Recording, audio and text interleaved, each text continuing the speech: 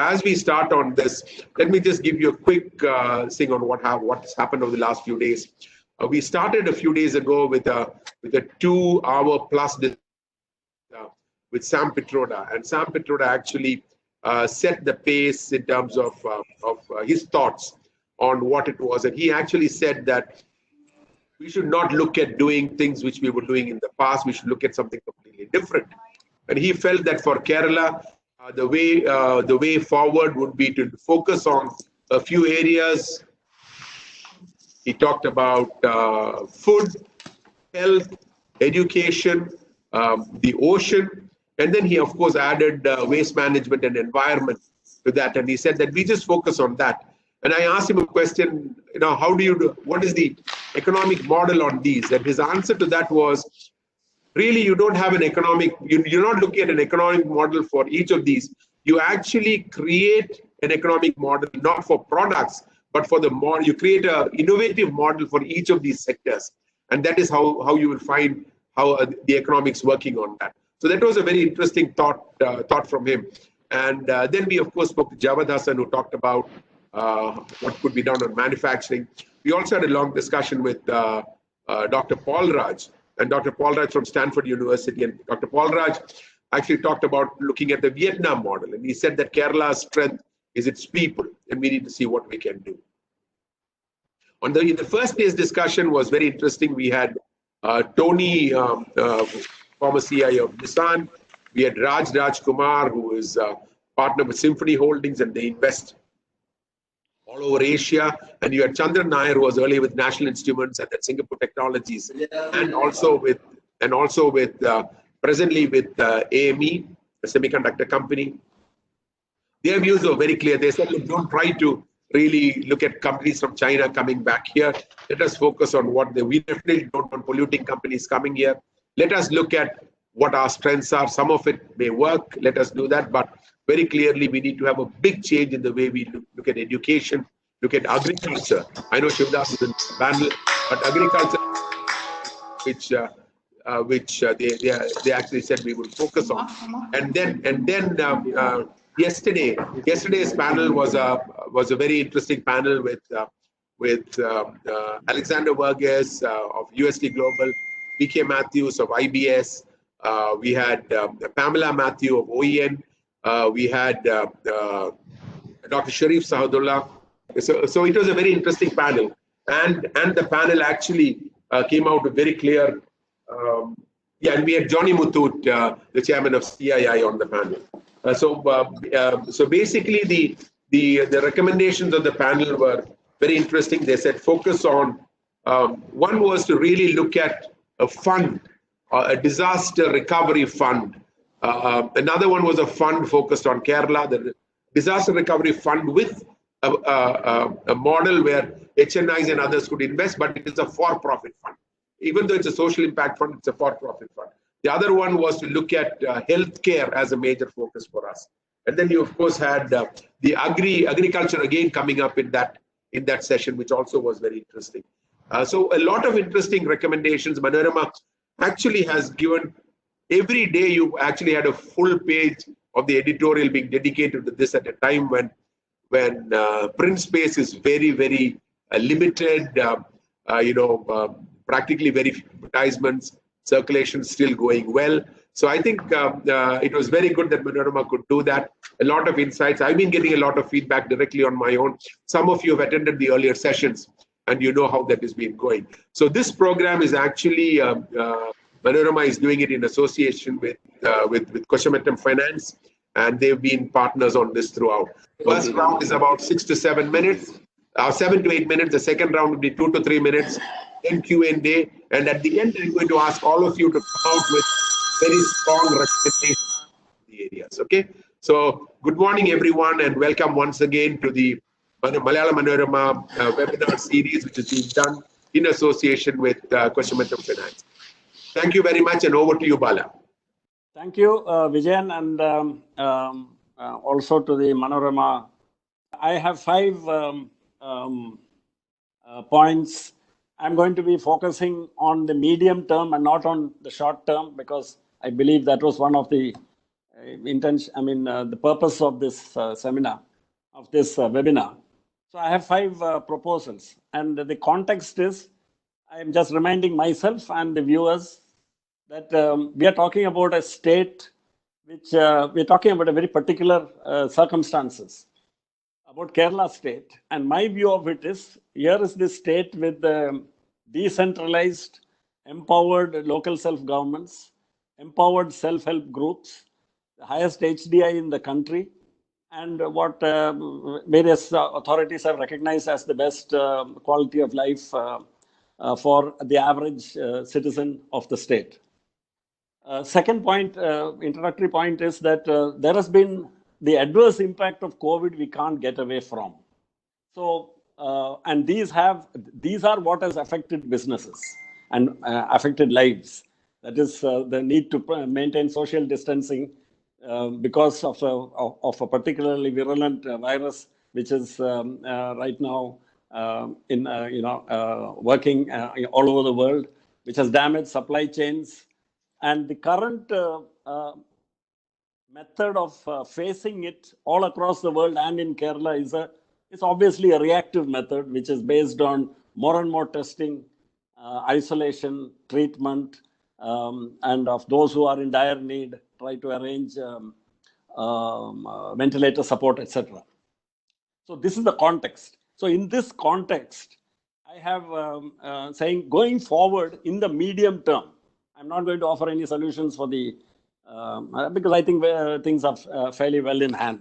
In the medium term, first is Kerala should seriously look at a distributed manufacturing strategy, because that's where a great potential for the state lies. Large integrated manufacturing units is not the way to go forward. Large integrated manufacturing units are not resilient, are extremely fragile under the shocks of growing uncertainty. We are going to face such pandemics in the future also. If you look at the frequency of such pandemics over the last few years, we don't have to go back 100 years to the Japanese, to the Spanish flu. We just have to look at the last 20 years. So first is distributed manufacturing strategy is the way to go.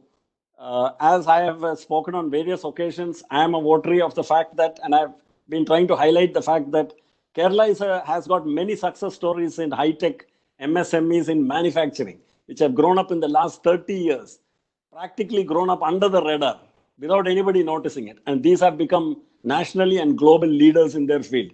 And their number is growing. Last year's economic report says that when manufacturing in the rest of the country had slowed down, manufacturing grew in Kerala by 9.2%. Second, about agri-business, I would say, I have one thing to say is that the way to go for us is to focus on homesteads. We don't have agriculture in the conventional sense of the term, like except for plantations.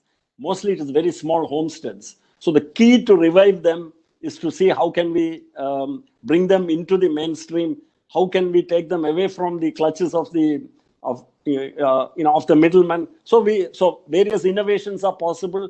I know some innovations are already being introduced in Kerala in the form of e-commerce platforms to enable transactions between. So aggregation is the way to go forward for small disaggregated homesteads. Third thing which I want to recommend to the state to focus on is a vision of a digital Kerala. That is to take all services, not just e-commerce platforms and home delivery services and online business, which many of us have now gotten used to over the last 2 months, but to look at even all government services, as many government services and facilities and processes to be brought online, so that we can avoid the need to go to government offices, which will again prevent crowding and unnecessary travel. And this will significantly improve, even it will create a lot of business opportunities for MSMEs among IT companies to be able to provide services both to the public as well as to the government organizations. Fourth, and I'm coming to this from this digital Kerala and drawing from this digital Kerala vision, I'm suggesting that we should take the health records of our population of 35 million. Now, probably in the new census, it will be closer to 35 million.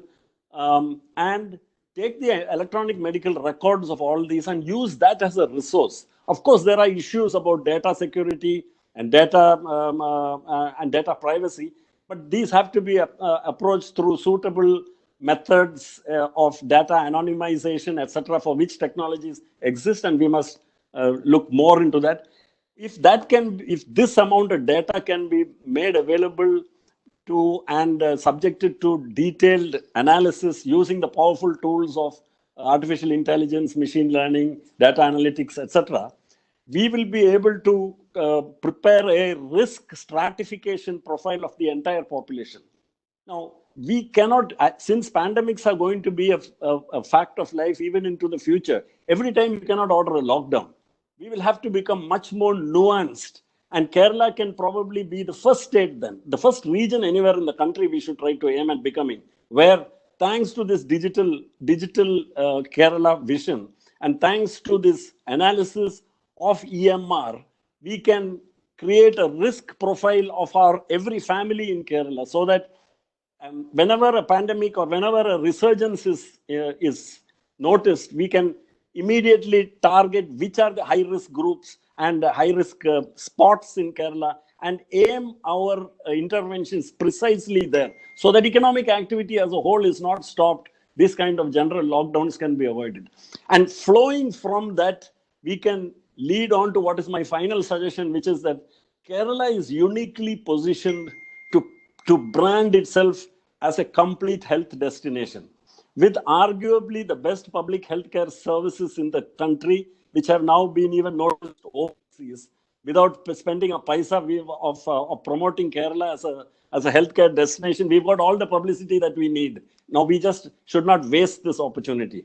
We should project Kerala as this complete healthcare destination based on this digital, this kind of digital backbone, which gives very detailed data to the public health authorities.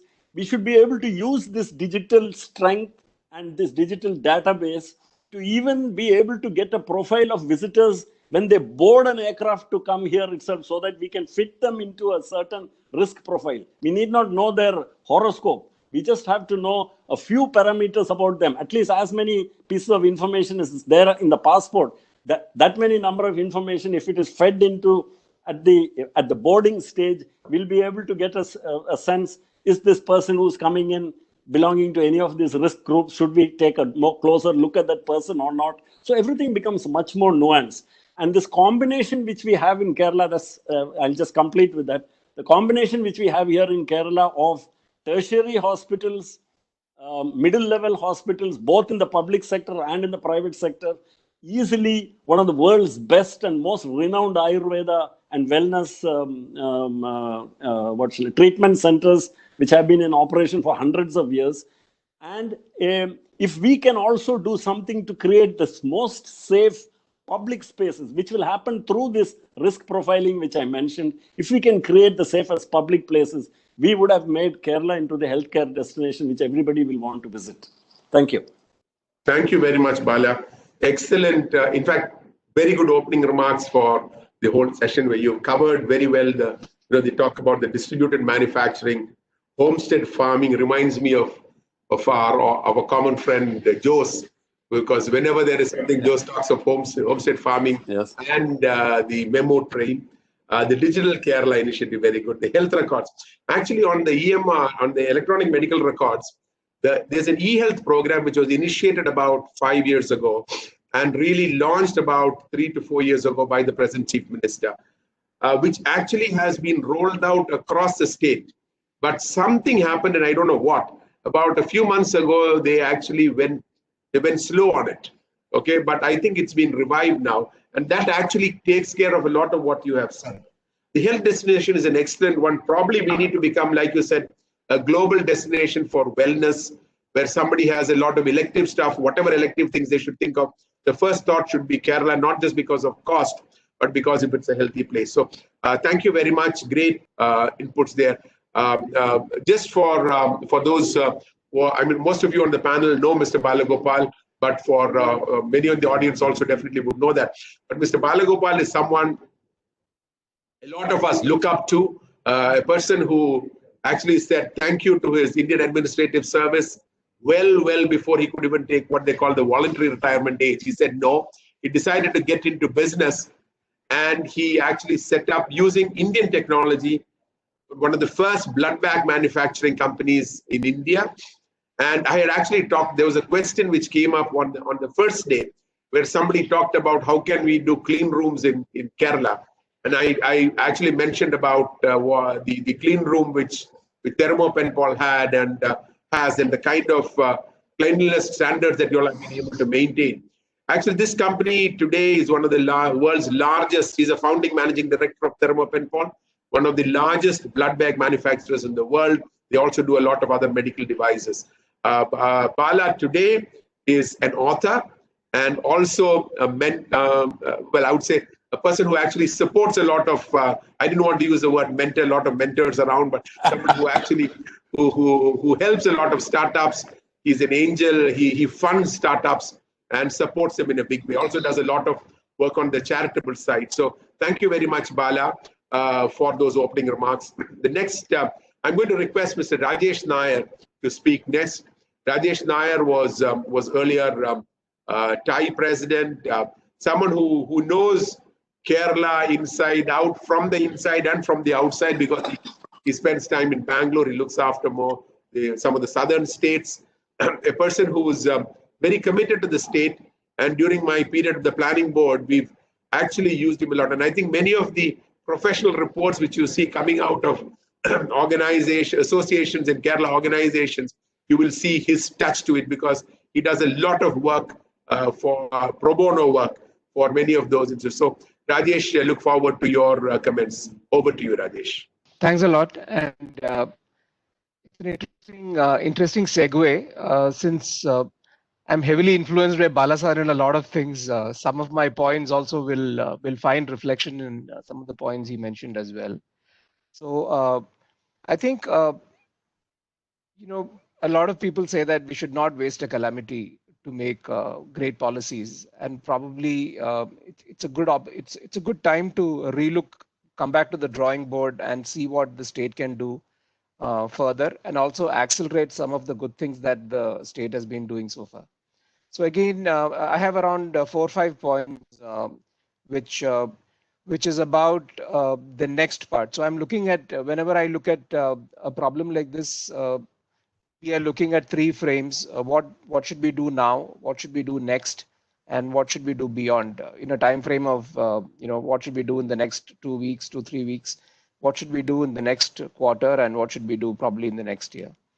So these are some suggestions. One is, as Balasan mentioned earlier, see, there are lots of manufacturing companies out here, largely in and looking at high-tech manufacturing, looking at highly skilled labor-oriented manufacturing, which are doing very well in Kerala. I think it's time that we sort of create a cluster and look at promoting them as a cluster. Look at some policies which we could take, which could promote companies of that nature, and companies who could gain by being part of a larger ecosystem where such companies are around, which means there will be a lot more crossbreeding of not just resources, but also of the R&D work each and everyone does. So the clustering approach is something that we should look at more closely. We have done that at some level for the footwear cluster, etc. But we should now get into some of the other manufacturing companies and look at this clustering part. The second one is, so we have seen a lot of work from home happening in every organization, and including ours. Ernst & Young, we are 7,000 people in Kerala. All 7,000 are sitting at home and logging from their own respective devices into the company network, and coordinating and doing project management, delivering on milestones and deadlines, etc. It also is an opportunity to look at what we call as global capability centers. What we have in Kerala is like what several other IT companies also have in Kerala.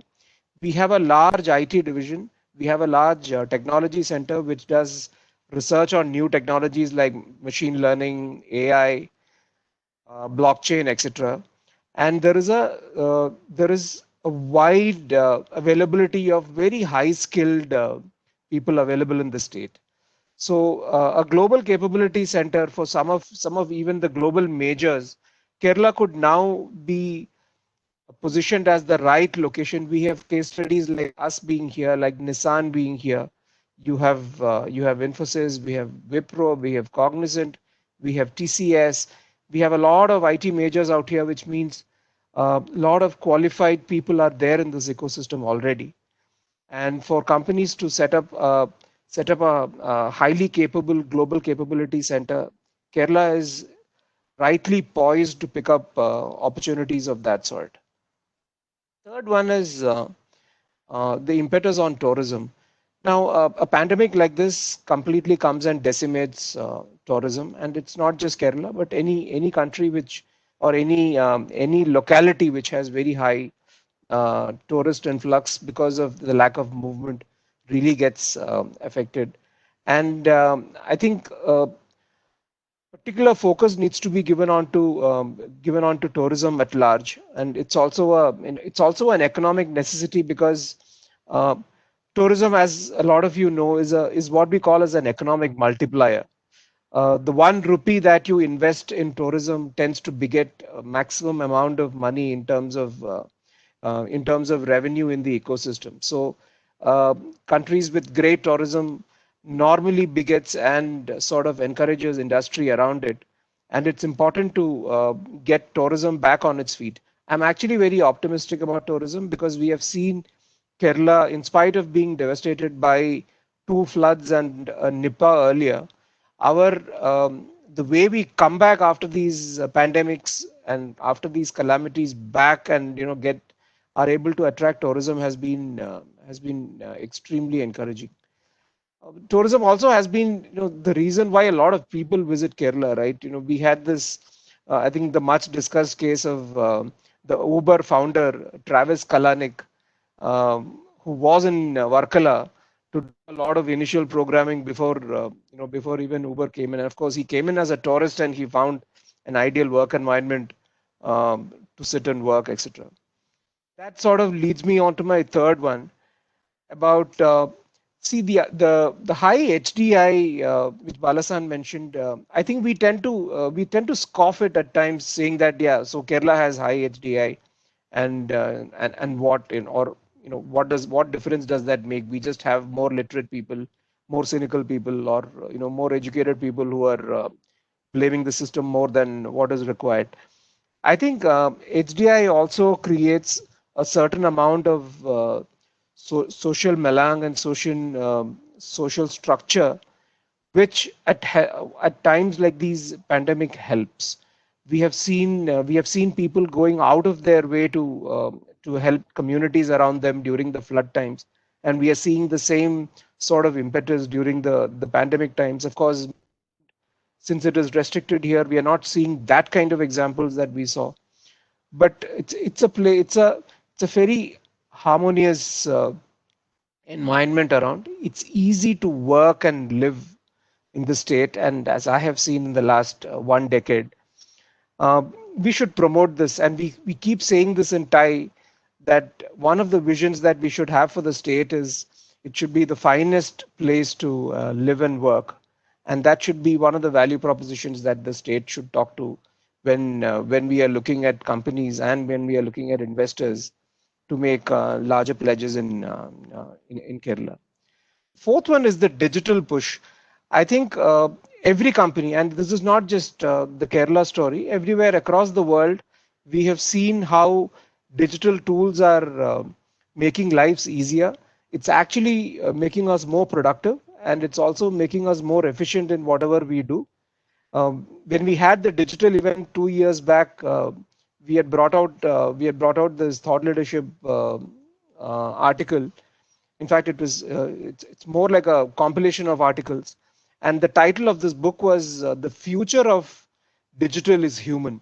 And the reason why we are saying that is the way to look at digital is not replacing humans, but replacing menial tasks and replacing repetitive tasks, which means that the workforce of tomorrow gets to do a lot more value-added work than perhaps they are doing today or they were doing yesterday. So the entire digital push, this is the right time to focus onto your own respective companies. And for the state, since the digital Kerala story, we are doing several things at the government level already. Kerala state is rightly poised to talk about the digital Kerala story across. These are some of the points which I wanted to bring up. And the last point is on, I think you might have heard about this in the conversation yesterday, is about looking at a disaster relief fund or a disaster relief, setting up a disaster relief corporation sort of structure, where we look at a for-profit body which needs to create a corpus where people from outside can also come in and be part of this corpus, and of course run significantly by a professional organization with government support. And such an organization can make sure that the various part of the MSME industry in Kerala is rightly funded to move through this crisis. And it's not just it's not just the loans. It's about looking at what were the losses in some of these industries and how could we help them today and not wait for a scheme and to implement a scheme which is of a much longer time duration. So the need for a fund / corporation is very immediate. I'm sure there is a lot of conversation going on. CIA has taken lead in terms of creating a task force and having this conversation. So I'm sure we will reach interesting corners there. Thank you, Rajesh, for those initial comments. Very interesting thoughts. Let's not waste a calamity. Let's see what opportunities are there. You talk about the new, the next, and the beyond. The work from home, because of which definitely this is an ideal place to go. You talked about the tourism part. There is one thing which people have been talking about, and I did get some responses yesterday after the session. But this, the rest of Southeast, in the most of the Asian region, nearly 40% contribution to local community development happens with tourism. Okay, while in India it is very small, it's just 2.5%. Maybe Kerala is slightly higher. What do we do for that? Maybe in round, if you can just give some thought on how do we get community development. I know in places like Kumaragam, a little bit in Munnar, things are happening, but otherwise we find that many a time they are completely, secluded from the rest of from society kind of thing. So some thoughts on that would be good if we have to really make tourism give us the benefit that we think it should. Of course, you talked about easy to work and easy to live in, a great place for that, the digital push and the disaster relief fund, which I think definitely something which we should all push to take forward. I'm going to next ask Mrs. Sheela Kochouseph to speak. I'll also roughly tell you the order I'm looking at. I'm actually going to ask Sheela, then I'm going to ask Mr. Shivadas, Deepak, and then I'll ask Mr. Prasad Panicker. And I'm going to ask Ajit to speak at the end, because as the president of TIE, I expect him to cover overall certain things and come in. Yesterday, I requested Johnny to speak last, as he was the chairman of CII. So I look at it that we've had two industry organizations in both the sessions that we've had. So I would request Ajit to speak at the end. So I would expect him to filter out certain things from what is there and then come out. And then we will start the next round of discussions after that. So over to you, Sheela. But before that, I don't know. I don't think anybody needs to introduce Sheela Kochouseph. She's someone who's brought in, I would say, an international level brand into Kerala with her V-Star brand that she is there. The kind of work that she and her team do. I have heard of the work they do on the social side, but very professionally run Kerala-based international brand, I would say, because I've seen this brand elsewhere also outside the country. We've seen that. So and I think they have decided, they actually yesterday I saw a very interesting WhatsApp message somebody had sent, which talked about, are you sure these are international brands? Okay, because the names sound very international. and then you ultimately find they are not, they are Indian brands. So similar to that, I think the brand V-Star is something which people would think is an international brand. For us in Kerala, because we know them for a long time, we don't. But I'm sure in the rest of India, they think it is an international brand. It really is an international brand, except that it has come out of Kerala. So over to you, Sheela. Hi, good morning. GVR, that's a lot about V-Star and me. Thank you so much. And I don't have much time to waste on introduction or anything. I have some viewpoints on how Kerala can go forward and grow immensely. I think three or four things that is the factors that pull all the entrepreneurs backward to venturing to invest in Kerala. One is the work culture, because all of you know the work culture is so different in Kerala compared to other states. We have many units in Tirupur and many units in Kerala. And in Tirupur, actually, one shift is like 12 hours. Here it is 8 hours. So we have to compete with the products with the other states when it comes to all this manufacturing expenditure. Number two is the unionism and political interference and egoism of the government departments. And four, politics in everywhere politics, whether it is schools, in colleges, in universities, in government offices, in service like police or whatever. So these are the things that I think which pulls Kerala backwards in all avenues. And when we look at Kerala as a corporate, every state is a corporate, I believe, because money is the prime and most important thing to run a state. When you think of Kerala as the corporate, so many industries Kerala has,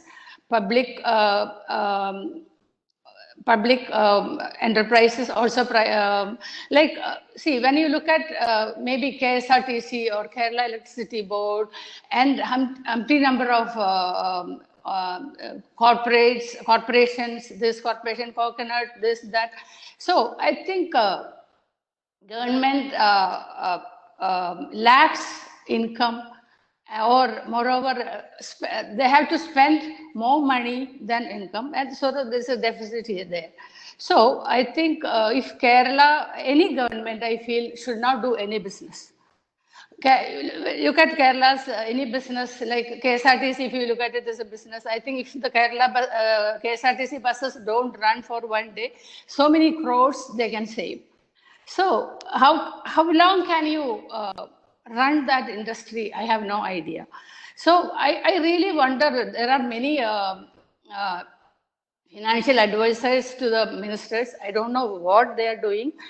It is high time that they draw a line to spend or to waste money like this, because every year 200 crores are going into this fund, to fund the KSRTC, to give salaries, to give pensions.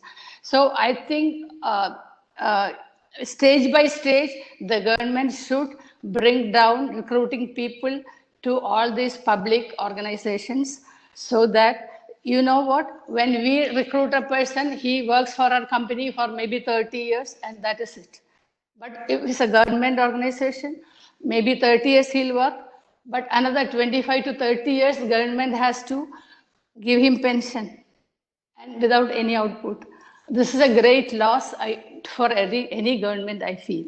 So I think Kerala, any government should not do any business, and they leave the business to the common people. Let them do business and let them bring fund as tax or VAT or GST or whatever, income tax, anything. And another thing, government, like yesterday, Mr. V.K. Matthews was saying, like when you look at TCS, who function as the passport office, who helps in that. See, I remember when we used to apply for passport many years back, it used to take 3 months, 4 months, even 1 year. But now within 3 days, you get the passport. So look at the efficiency of the private organizations, and why the government is not going hand in hand with the private organization to run all these offices, government offices, which just to give consent to many industries, or let it be pollution control, let it be fire and safety, or labor department, every department. So I think when one starts an organization, we need at least 2 people to run 2 government offices on a regular basis. And they postpone things like they come tomorrow, come next week, come next month, like that for 3 months, 4 months.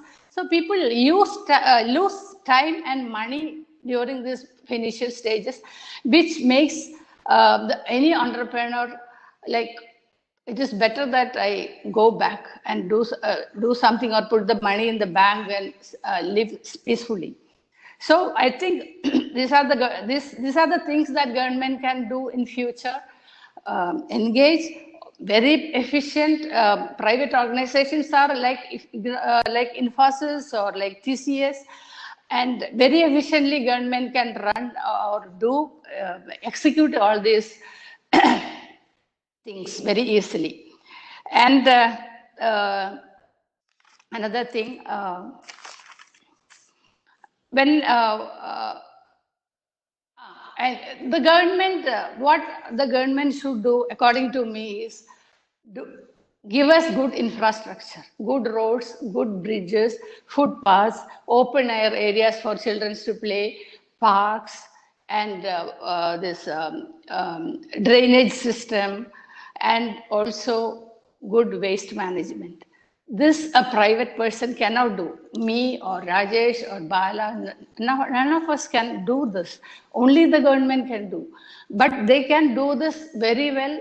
There are many, many examples throughout the world. Wherever we travel, we see how they manage the waste. Why we are not able to do that?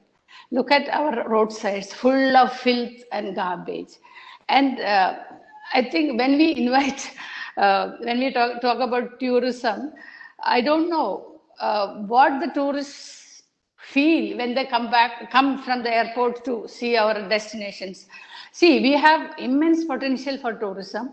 We have beaches, we have mountain ranges, we have backwaters, and we have farm tourism. We have all possibilities of tourism. But what we don't have is good infrastructure. To reach Munnar, we need 4 hours. To reach another place, we need 4 hours, 5 hours, 8 hours. To Wayanad, another 7 hours, 8 hours. To reach from here to Calicut or Kannur. So I think government has to look to give us good infrastructure, and everything else will follow that. That is what we see in other countries. I think that's all I have to say. Thank you so much. Thank you very much, Sheela. Very clearly, you've the ease of business, doing business in Kerala is something which you brought out very well. And the thing here is something which we've been talking for a long time. We want less of government and more of governance. But one thing on things like KSRTC, etc. There are certain things which government will need to do to support the the lower strata of society in terms of transport at a particular cost, etc. And there'll be some investment which will be made. So those are okay. But frankly speaking, what you said is government has no business to be in business. So like, for example, I would say tourism, hotels, or some of the factories they do today, it's no need to be there. But some things, public services will be required. And there they need to make it as efficient as possible so that the drain from the exchequer is not too much. And you talked about the overdose of politics. You talked about the unions and the politicians and the kind of egos which go around, and somehow you felt that there is a problem on the work culture, even though some of the best workers and the best entrepreneurs around outside of Kerala are Keralites. In Kerala, in fact, I was talking to someone in another panel, I think it was a Thai panel sometime back, where someone said somebody who's done business in Kerala can successfully do business anywhere in the world, because they will never face any such problem. So hats off to all of you. Most of you on this panel are entrepreneurs, people who are who've done business here, grown from here. And I think you are the role models with a lot of others who would choose. When we come to the second round, Sheila, I would like you to cover one of the things when you are very closely involved with the, I would say, the fashion industry, the garment industry. One of the things which came out and one of the missions which we should look at for Kerala to go forward is clothing. When I talked of clothing, not just as a, the old roti kapada makan, no, but this is more about looking at clothing for the poorest of the poor, but looking at clothing also for the largest brands internationally, including yours.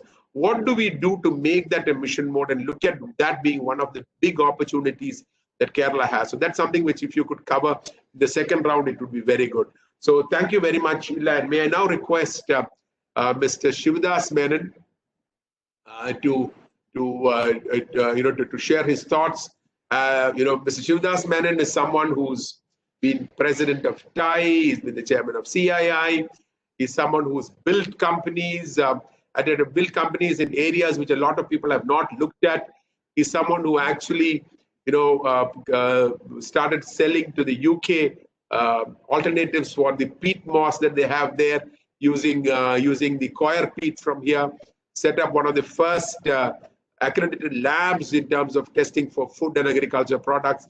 So someone who's been, I would say, a great entrepreneur, but above that, the last several years, he's been a mentor to many young people looking at agriculture as a business. So I'm looking at his thoughts because one of the things which came in as agriculture, agriculture is one of the focus areas for Kerala. So I'm definitely looking at his thoughts on that. But what is more thing is that we actually need to look at, how do we ensure that what is done is healthy? I know we can say it's organic, or you say it's pesticide free or safe to eat, but how do we ensure that we get good food crop here, and how do we build the value as we go forward? I mean, the food value chain as we go forward. So over to Shivadas Menon. I should say that the lowest hanging fruit is farming now. All the farmers have already started working. They have realized that it's important for them to produce vegetables and fruits here itself than getting things from other states, which is having a lot of problems with chemicals and pesticides.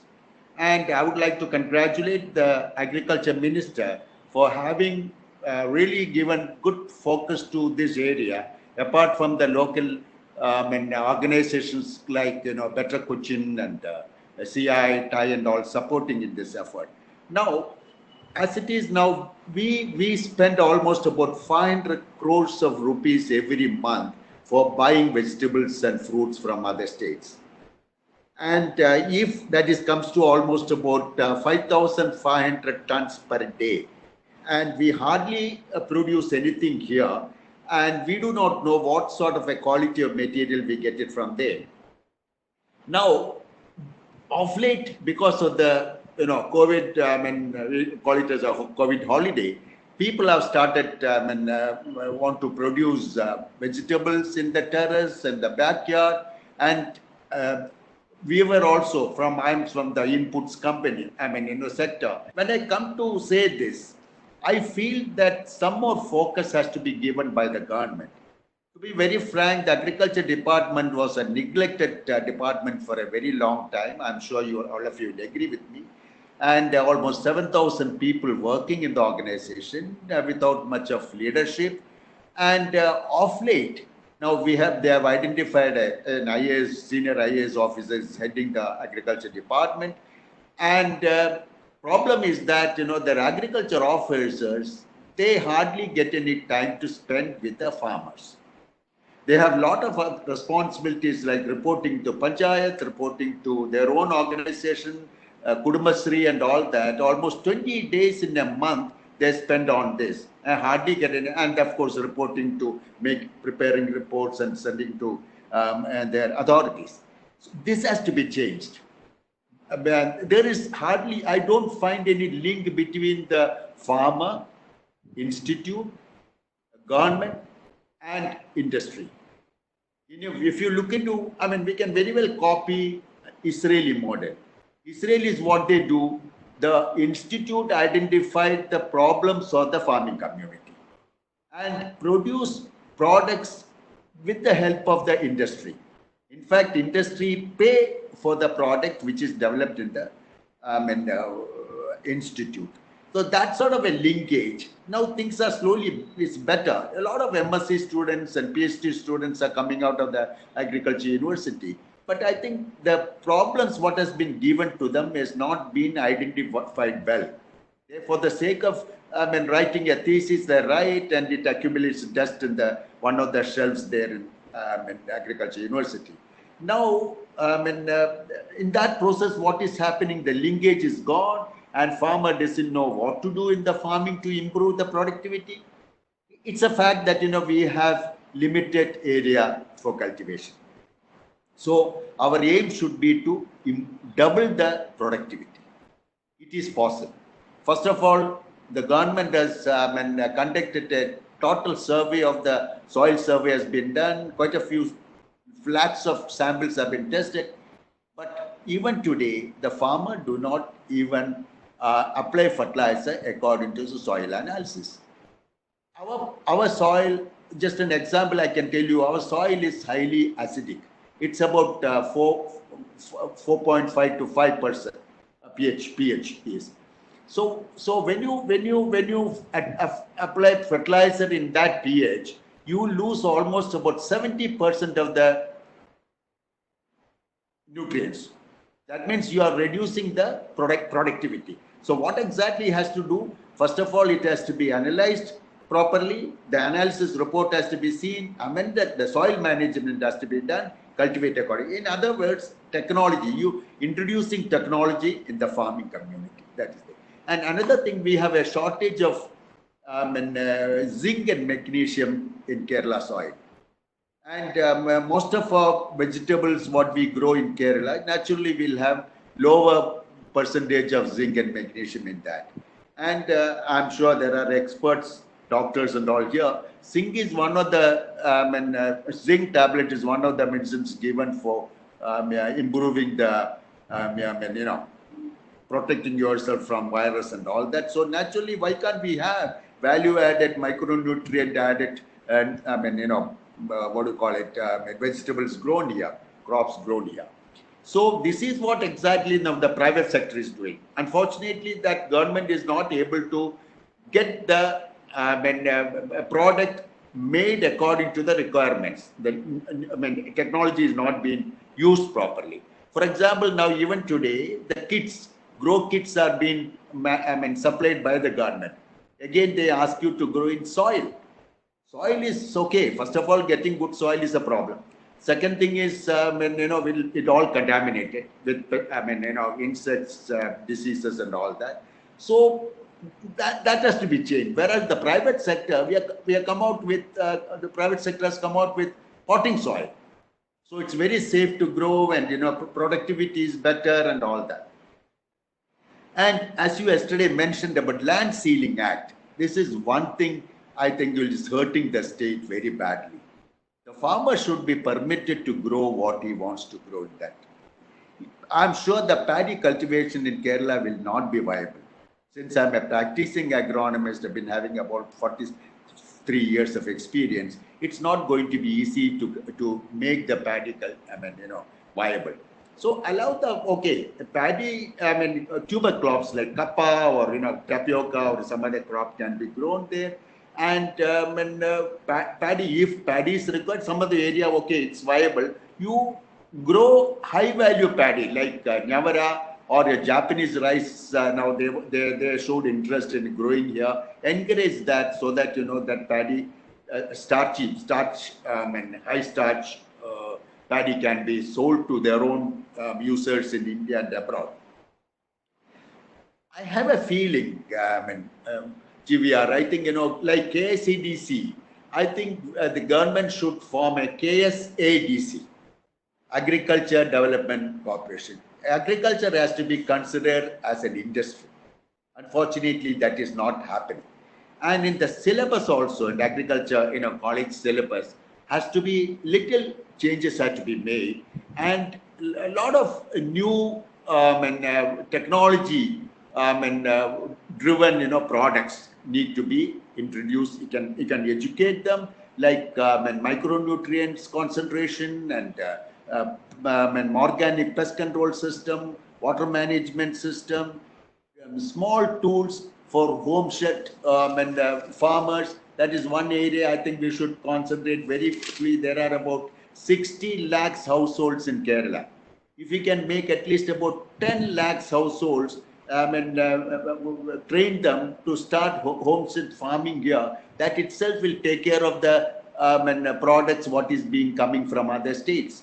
Quite a lot of money we can make. Especially, I think we should concentrate on this because a lot of Gulf return people are looking for job. It's not that easy for us to make them understand. Look, this is the way we work. We have experience in a very little more luxurious manner working in Gulf countries. But we'll have to train them. We all, in fact, I'm also working very closely with the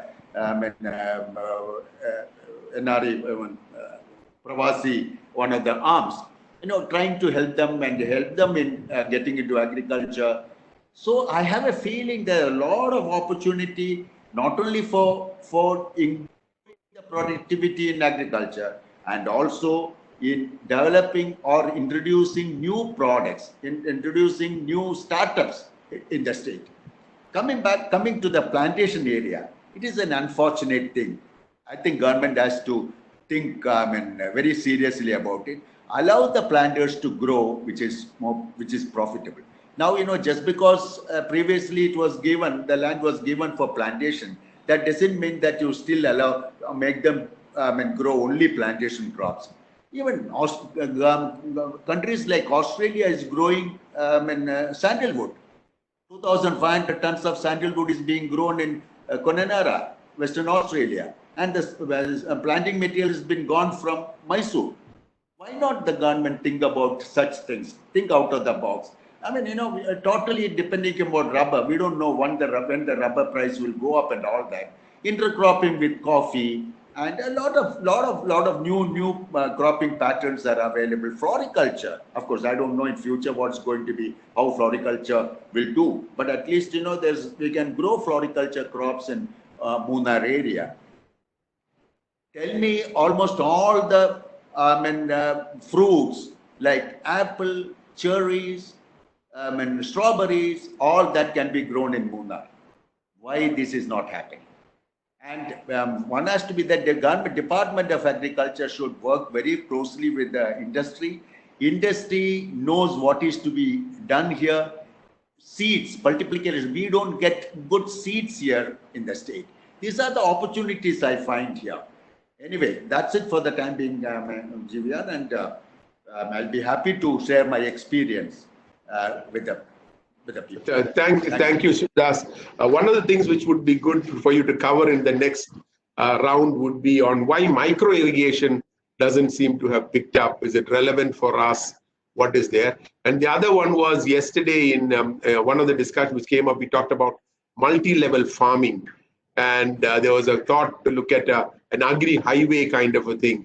Or, you talk of an IT corridor, look at an agri-highway kind of a thing. Yes. Maybe good you can do that, because one of the recommendations which we're definitely going to give is agriculture. And like I mentioned earlier, Manorama is planning to have a separate webinar purely for focus on agriculture, specifically in the post-COVID time. So it'll be good if you can think of that and come back with your thoughts on that as we go forward. The next the panelist is Deepak. Deepak Ravindran is he's actually the kid in this group. Okay, he's someone who started off from a northern Kerala college, set up his own company in the messaging area, went ahead. It is one of the largest today in that area. They work closely with telcos. He's moved away from being a startup to a startup funder. So he set up his own fund, interestingly called the Pirate Fund. And he's looking at funding small amounts to a large number of startups across Kerala. And I know that he had done 4 or 5 sessions a couple of months ago to try and identify them, encourage them to go forward. So it'll be good for you, Deepak, to talk about this. Also, I think you moved base from Kerala at some point of time, okay? Why did you do that? Why did you, when you grew, why did you go out of Kerala? Maybe good to talk about. Or you may have had something here, but you were no longer looked at as somebody who was actually operating from Kerala at that point of time. It's good for you to talk about that also, but it would be great to get your feel on startups, what we need to do post-COVID. Over to you, Deepak, please. So I think to start with, on my own experience, Kerala was always a supportive ecosystem to find talent, but the ecosystem as such has not much developed even in the last many years. If you look at like the whole startup ecosystem in India, it's still Bangalore or Bombay or Delhi, the three main areas that we see most of the startups organizing together. The reason being, like, there are a lot of funds available in that market, and that is one of the reason why I personally. Deepak, even if you can speak in Malayalam, would be okay, because I know you speak very well in English, but the reason I said on that is there could be a lot of young people on the call who may want to do something of their own for whom. അപ്പൊ ഞാൻ പറഞ്ഞത് എന്താന്ന് വെച്ച് കഴിഞ്ഞാൽ, ഞാൻ start ചെയ്ത സമയത്ത് 2008 ഞാൻ കാസർഗോഡ് ലാൽ ബഹാദൂർ ശാസ്ത്രി കോളേജിൽ പഠിക്കുമ്പോഴാണ് എന്റെ ഫസ്റ്റ് കമ്പനി ഞാൻ സ്റ്റാർട്ട് ചെയ്തത്. അതില് ഒരു ചലഞ്ച് നമുക്കുണ്ടായത് എന്താണെന്ന് വെച്ച് കഴിഞ്ഞാൽ, ആ സമയത്ത് ഫണ്ടിങ് ഇക്കോസിസ്റ്റം മെച്യൂർ ആയിട്ടുണ്ടായിരുന്നില്ല. Even now Kerala, as we look at startup ഫണ്ടിങ്ങിനെ കമ്പയർ ചെയ്യുമ്പോൾ it's still behind the curve. അതിന് ഒരു റീസൺ എന്താന്ന് വെച്ച് കഴിഞ്ഞാൽ, we don't see a lot of entrepreneurs from Kerala investing back in young startups. ഇപ്പോഴും നമ്മൾ നോക്കുകയാണെങ്കിൽ lot of startups in Kerala face the challenge that fund raising കാരണം they have to switch and move to Bangalore or Delhi or Bombay to elaborate their business. ഇത് ഞാൻ പറയുന്നത് technically talking about the sectors which are primarily focused on startups. Primarily they don't make money in the day one onwards. They will take some time. So for them, it is very important to get the initial round of funding. So this has to definitely change, to make Kerala as a hot destination for startups to flourish. നമുക്ക് എത്രയോ role models ഉണ്ട്. Even if you look at like successful entrepreneurs across India, there are many people from Kerala who has been so successful and being a great role models for us. Adil, very few has been able to give back and participate in supporting young startups. One of the biggest role model that we have is probably one of the Infosys founder, Chris Gopalakrishnan. So he has been an angel investor and he's been actively supporting a lot of startups in Kerala. And I think that will be the best way moving forward also, if we see a lot of entrepreneurs that was on the panel also investing in young startups from Kerala and supporting them.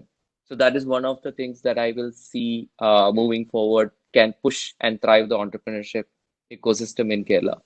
Now, if you look at generally opportunities for young entrepreneurs, the key sectors that being faced by the post-COVID era would be like travel tourism, ride-hailing services, co-living or co-working spaces. At the same time, there are very good number of sectors which has found out and become a great area for young innovators in Kerala to build great companies. So even to start with grocery deliveries to e-pharmacy, online education and so on. ഇവിടെയൊക്കെ positive tailwind ഉണ്ടായിട്ടുണ്ട് in the post-COVID era.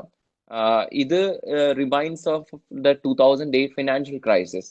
Financial crisis വന്നപ്പോൾ എന്ത് സംഭവിച്ചു എന്ന് വെച്ച് കഴിഞ്ഞാൽ, service sector has been affected a lot, but product companies tried and become more successful.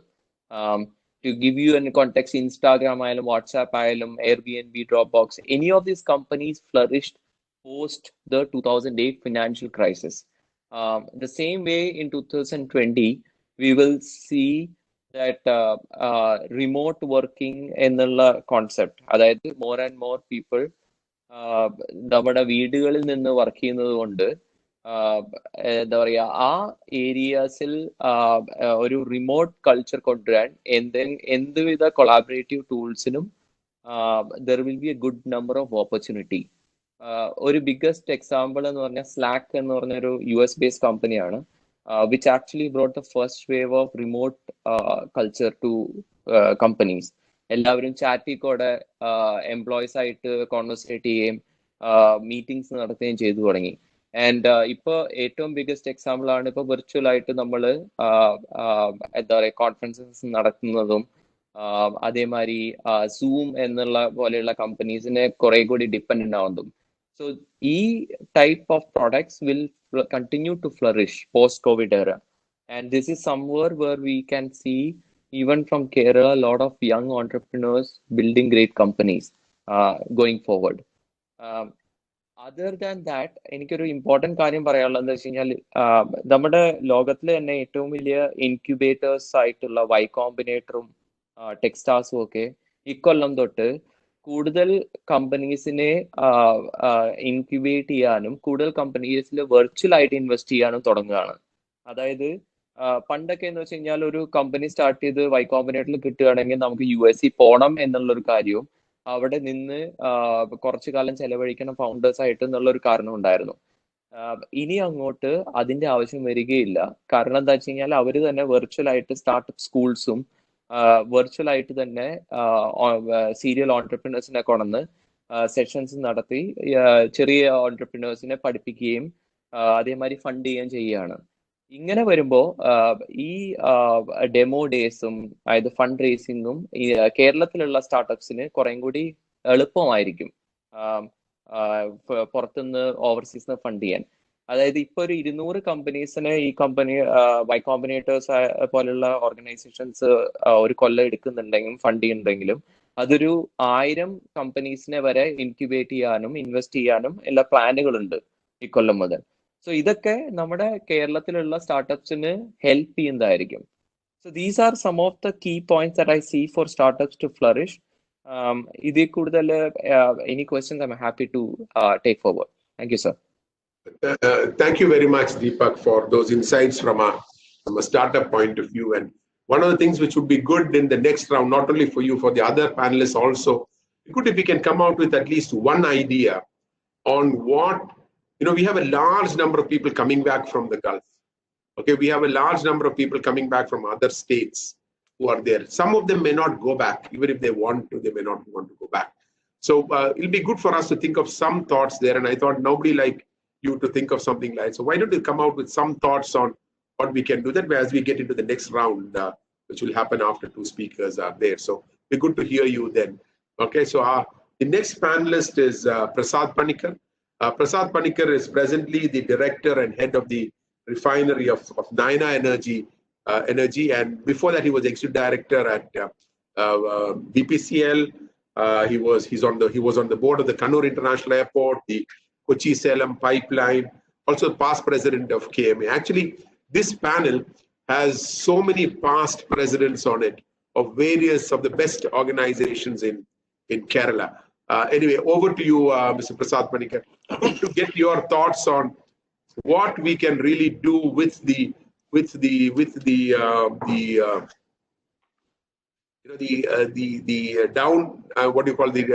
downstream or upstream in terms of the big petroleum projects that we have here and the kind of land that is available there. How do we utilize that? That will be good in addition to your overall thoughts on Kerala and its development post-COVID. Thank you. Let me first congratulate Manorama for organizing this. We had done several such seminars on investment to Kerala, but at present, we are now with more confidence.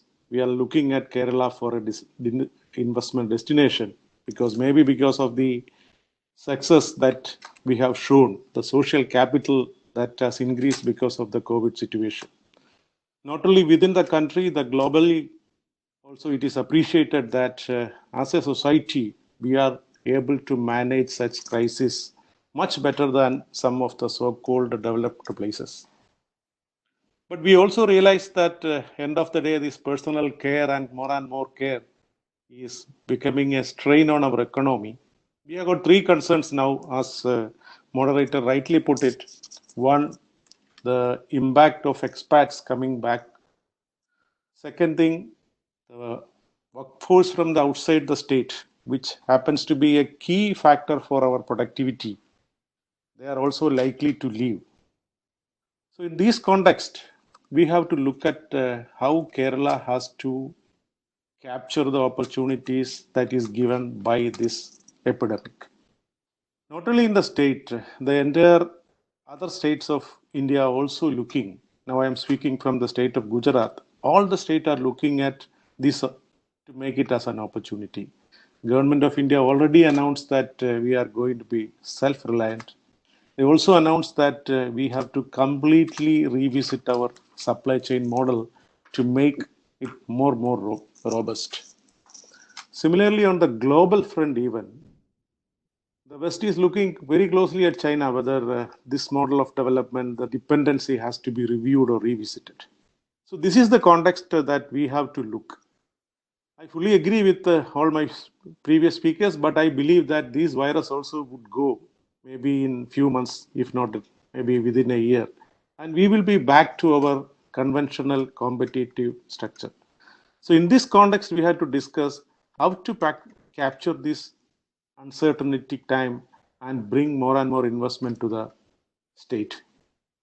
I have got 4 areas I have split it into for the today's discussion, but some of these have already been discussed by the previous speakers. But I believe that tourism continues to be the major focus that we should have, along with some value add to the tourism. Maybe medical tourism is one option, but we should have our own brand in the tourism part. One thing I'm unable to understand is why we are not giving more focus on the Ayurveda part.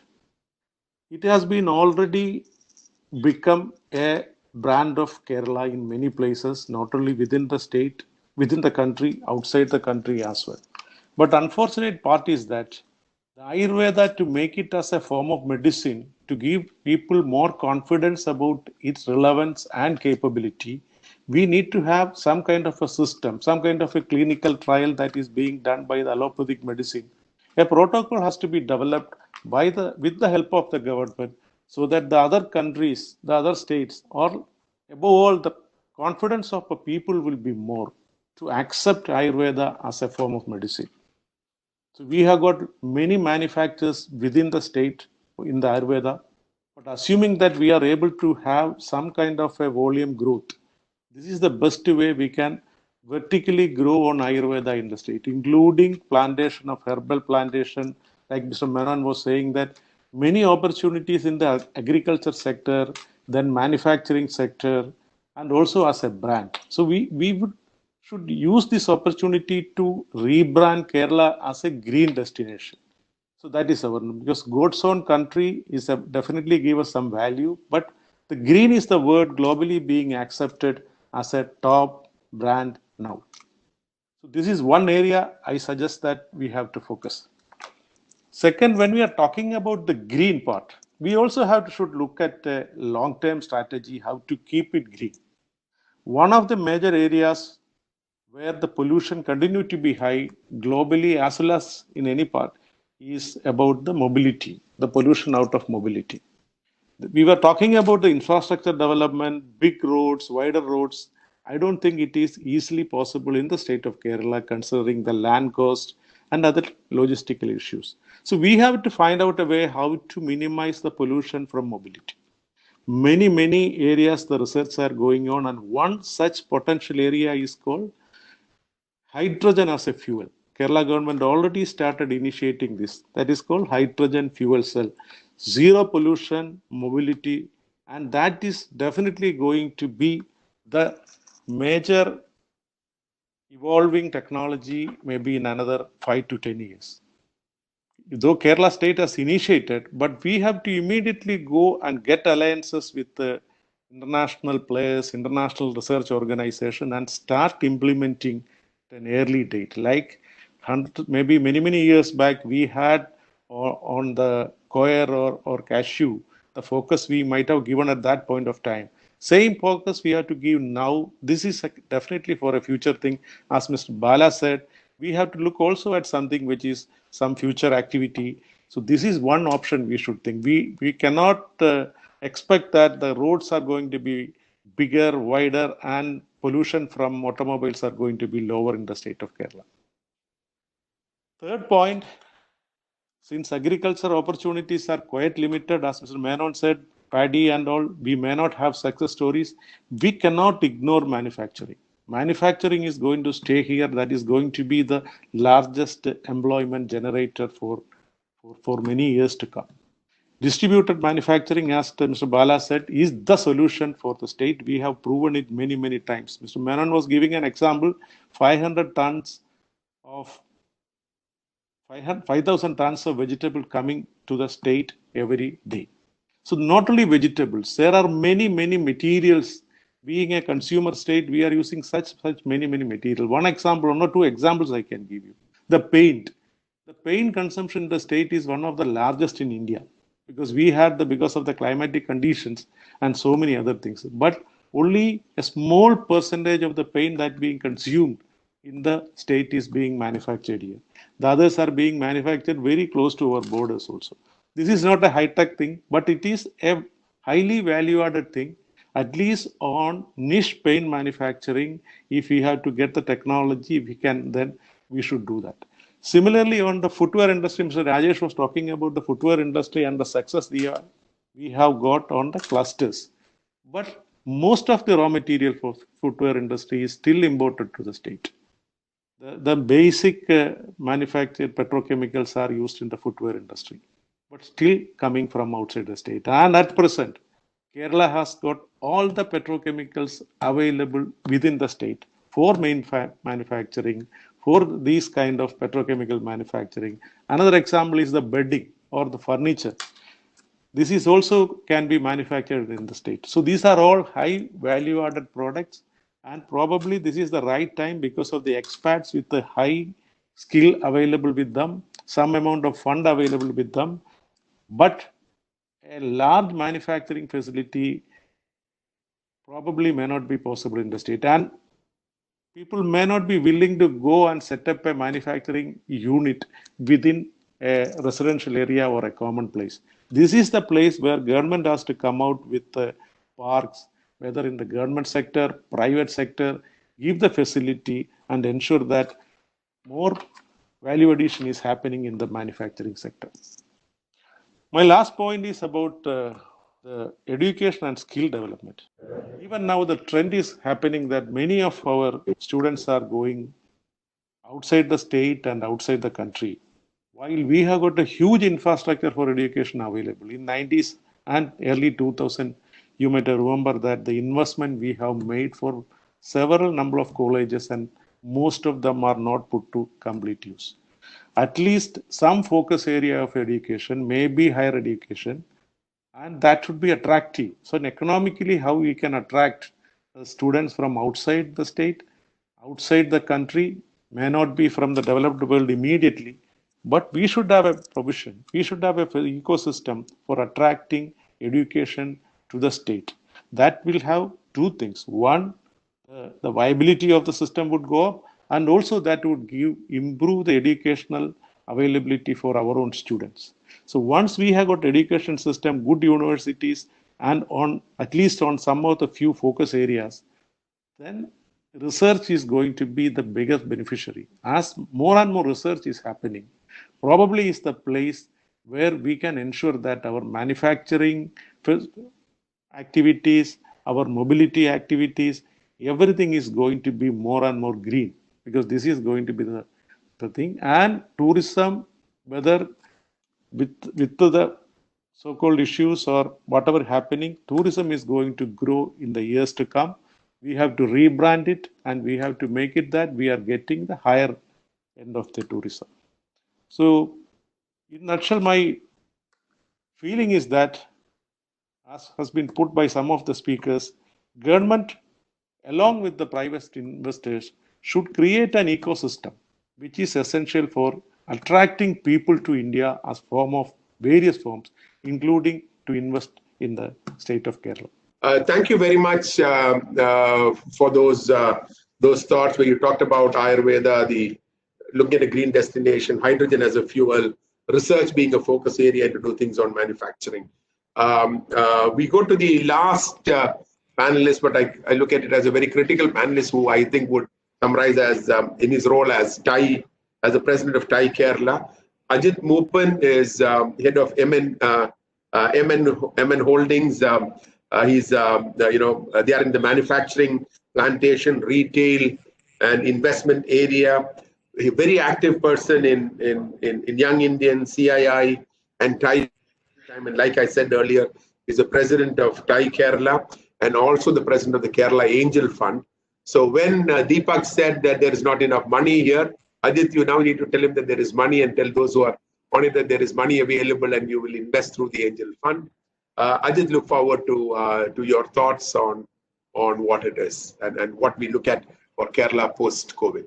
Good afternoon, everybody.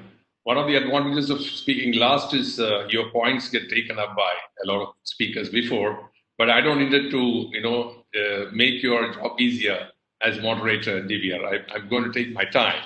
So I'll just take a moment to step back to recall a historic context, what got us here before discussing on a roadmap for a post-COVID Kerala. That's what I'm going to focus on.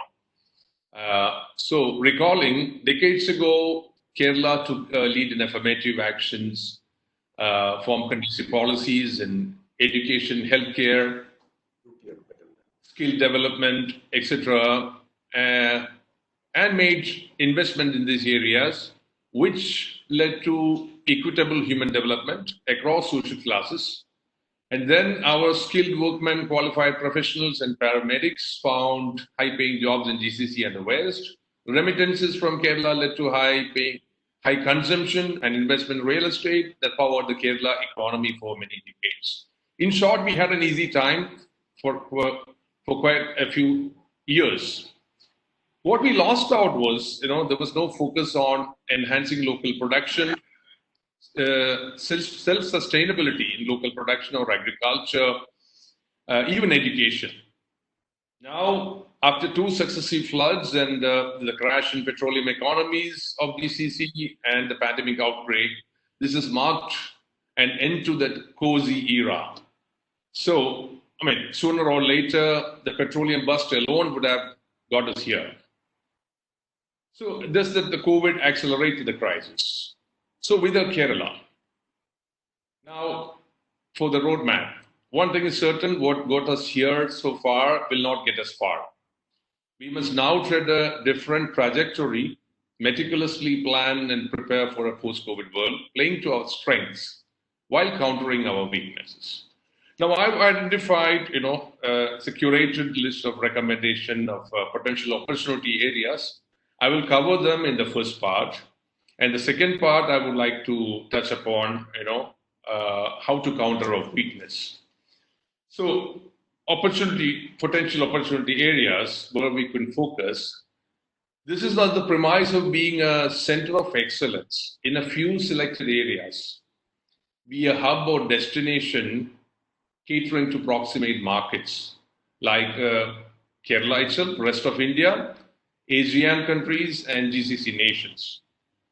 Number one, of course, is leveraging on our recently gained reputation of COVID management, which we're immensely proud of as a state. Be a healthcare destination. Now, we have the combination of quality medical care treatment plus compassionate care, a rare combination worldwide. This is an excellent area to leverage on. Second, be a wellness hub. It was touched upon by some other speakers, Mr. Prasad, Panicker also. Riding on the strengths of Ayurveda, focus on disease prevention and immunity building treatment and medicines. Now, even in the absence of vaccines, there were many vocalists for this, that in the meantime, what we can do is build our immunities. So even this app can be adopted as a theme by our tourism, adding these services at our resorts. And we go a step beyond God's own country, and perhaps the wellness can be a new theme for tourism. Number three, medical devices manufacturing hub. There are already some units in Trivandrum. We can now expand to areas related to COVID, manufacturing PPEs, ventilators, etc. Number 4, make Kerala a higher education hub. We see a lot of our students going out, but besides this, now this is taking a step beyond and tie up with leading universities of the world, be it Harvard, Stanford, or Oxford, and impart education through digital medium for the short term and even physical as the long term as the COVID and everything recedes. Also, integrate R&D, research and development, with industry connect to aid scientific breakthrough and technology breakthroughs, following the American model.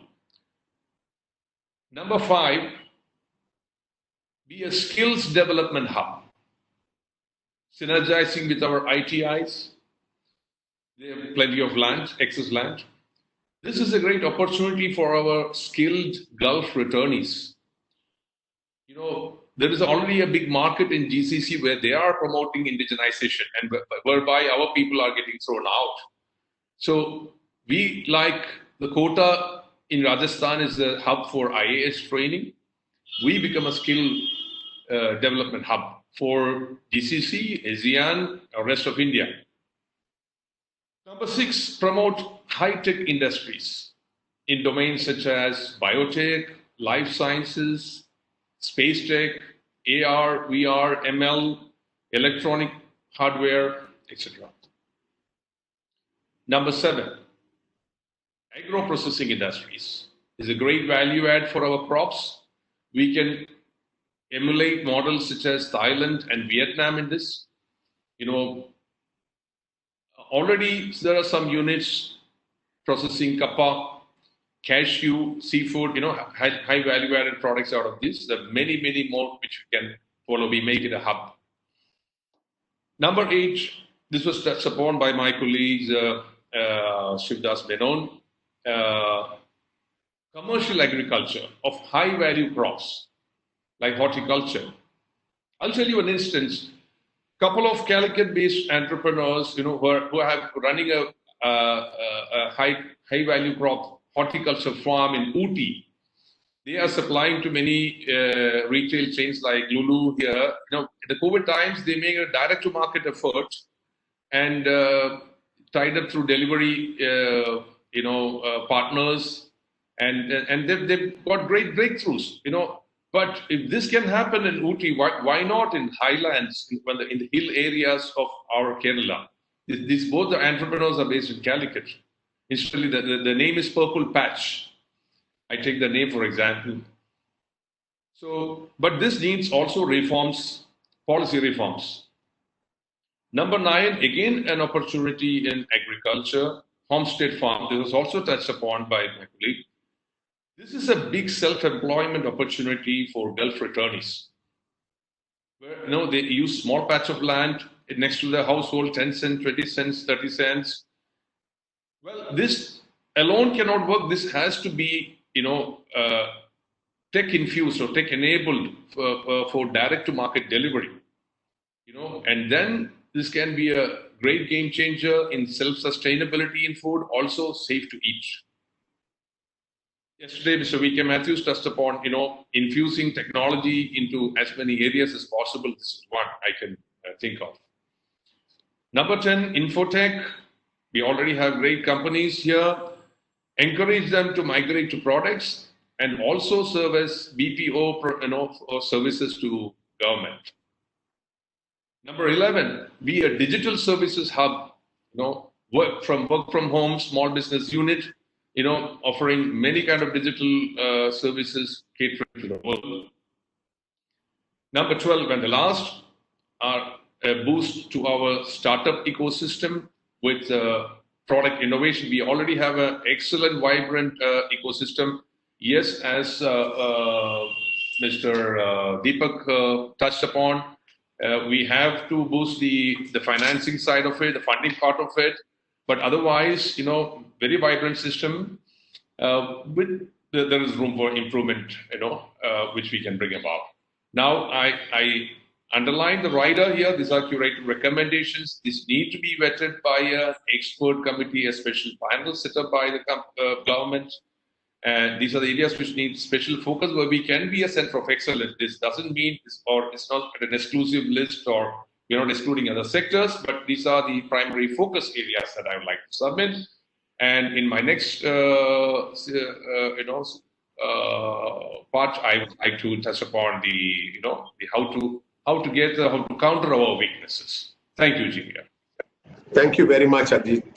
In a way, you've consolidated, but you've also come out with that 12-point thing is a very interesting step that you've come up with. Okay, now we go to the next round. I don't want to say it's a rapid fire round, but it's something within about 1 to 2 minutes. Are there any big policy changes? No, not tinkering. Big policy changes required, and I would say that each of you suggest 1 or 2. And are there any ideas that we can float out at this point of time, which can be implemented either by government or by individuals, especially a lot of them coming back? You should also remember that unemployment is increasing. A very large number of people, especially in the IT sector, are losing jobs. Kerala will have about 20 to 25,000 people losing jobs in the next month or 2, lost jobs. So keeping all this in mind, are there any big policy initiatives that you think? In fact, Bala had really, initially I'm going to start with you again.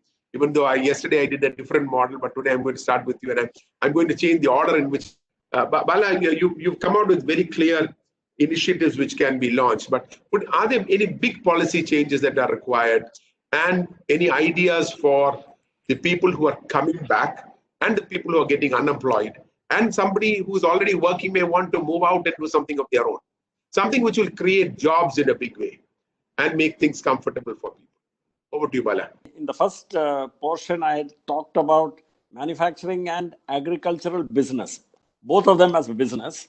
And I said that a distributed manufacturing model with hubs, selecting certain clusters, and using the principle and strengths of aggregation, which means for each of these, we must have an e-commerce platform which will enable small households, small disaggregated units, small decentralized, say like SHGs, Kudumbashri units, etc., manufacturing and supplying into this supply chain. But this should all be enabled by a good e-commerce platform. Actually, I'm saying this on the basis of something which is already underway, which is already being implemented. And therefore, I just say that extended now for both into various other segments of agri-business and also into manufacturing, coming to manufacturing. About the healthcare hub, I've already said in a nutshell in the, in my first session, we already have a natural healthcare hub. Trivandrum today is one of the biggest concentrations of high-tech, medium-scale manufacturing industries in India, with 3 or 4 large companies, with each one with 2 or 3 units of their own. There is at least about 5,000 skilled people working in those 5,000 or more skilled people working there. Trivandrum is a natural hub because it also has Chitra Tirunal Institute.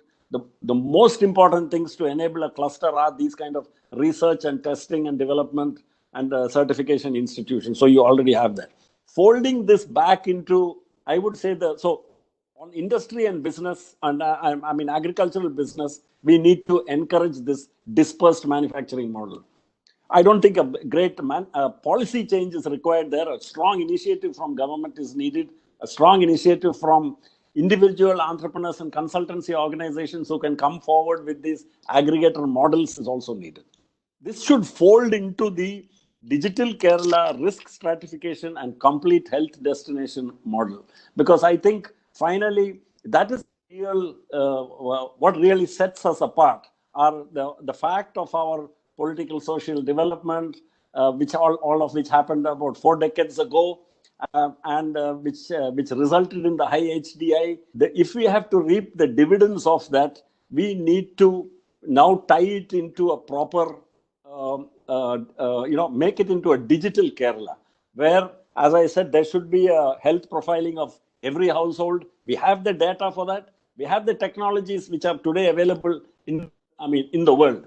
Now it's just a question of us. Yeah, are we going to make this into a mission, a digital Kerala mission, from which should flow risk stratification, from which should flow the fact that this will be a preferred place where people will say the public places here in Kerala are the safest. The public health facilities in Kerala are the safest. This is the best place for me to come and visit because I know that I'll be safe here.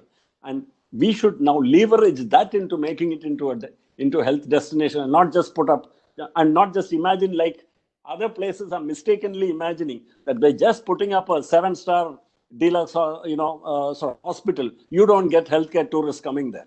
You will get it only if all the other elements of the ecosystem are present, and they are all present here in Kerala. Like Sheela and a few others had spoken about, I think several of the other speakers had touched upon. The final thing is we have to improve our municipal services as a high, and by municipal services I mean, I use that term very loosely. I'm talking about sewage, drainage, garbage, clearance and processing. All these things should not be now just looked at as a job of some department or of some municipality or some corporation, but it should be seen as a huge social problem. And this should be taken up again on a mission basis. Because if this is also done, we will be able to leverage our high HDI and the safe and free from infection public places and make it into a really big proposition. Thank you, Bala, for those inputs. We now request Mr. Shivadas Menon to actually talk about, other than farming, of course, I talked about the multi-level farming and the use of technology in farming. Look at, is there anything there on why micro irrigation is not very much used, and what are one or two of the big ideas on farming which we can pass on, and are there any policy changes? I know you talked about that Kerala State Agriculture Development Corporation. Frankly speaking, I wouldn't want one more corporation. There are already enough corporations around, and they could use one of them. But I don't think we should look at. I think many of the existing corporations, as Sheela said, should be closed down because many of them have just become places for people to be, it's more about giving away positions for people to sit and, get some comfort. So over to you, Mr. Shivadas Menon. Thank you, Jivya. There is a huge opportunity for farming. There's no doubt about it. And for which, a lot of inputs are required. That's an opportunity for manufacturing of water-soluble fertilizer, water management system, micronutrients, small implements, and all this expertise, our friends coming from the Gulf countries, quite a few of them will be experienced. So you got to make them or help them to start such agri-related industries here. We have enough land here. We say that land is not available in Kerala. That's the reason we are not farming. Our problem is that a lot of fallow land is lying here and there because it's not viable. The technology is not used in increasing the productivity, and because of that, they say that we'll have to depend upon other states. I think you can totally produce whatever you require, vegetables or fruits in the state itself. One thing I would like to request the government officials, they're going to be a little more friendly working with the industry. I can understand the senior level, they are friendly with everybody, but I'm talking about the down the line. And that sort of a close working with the industry and department is required. And it was a totally neglected department. I'm sure you'll agree with me. 7,000 people working and all that. Okay, you said that KSA, DC is not required. At least hand-picked people, 100 or 200 people. Every district, you have 10 people totally focusing on interacting with the farming community, industry, and the university. That's good enough. They should not be given any sort of conducting, meetings and reports and all that. Let me be very frank with you. There are very able agriculture officers in the state. Unfortunately, they are not being given proper direction to deliver the goods. That's what I feel about it. 20 days they spent in different other work. So that I could feel. Recently, a lot of phone calls we have been receiving in our office. They say these are the things we would like to know from you. So the private sector is equipped, not that the government agriculture department is not equipped, but you have to work very closely together. That sort of an atmosphere has to be developed.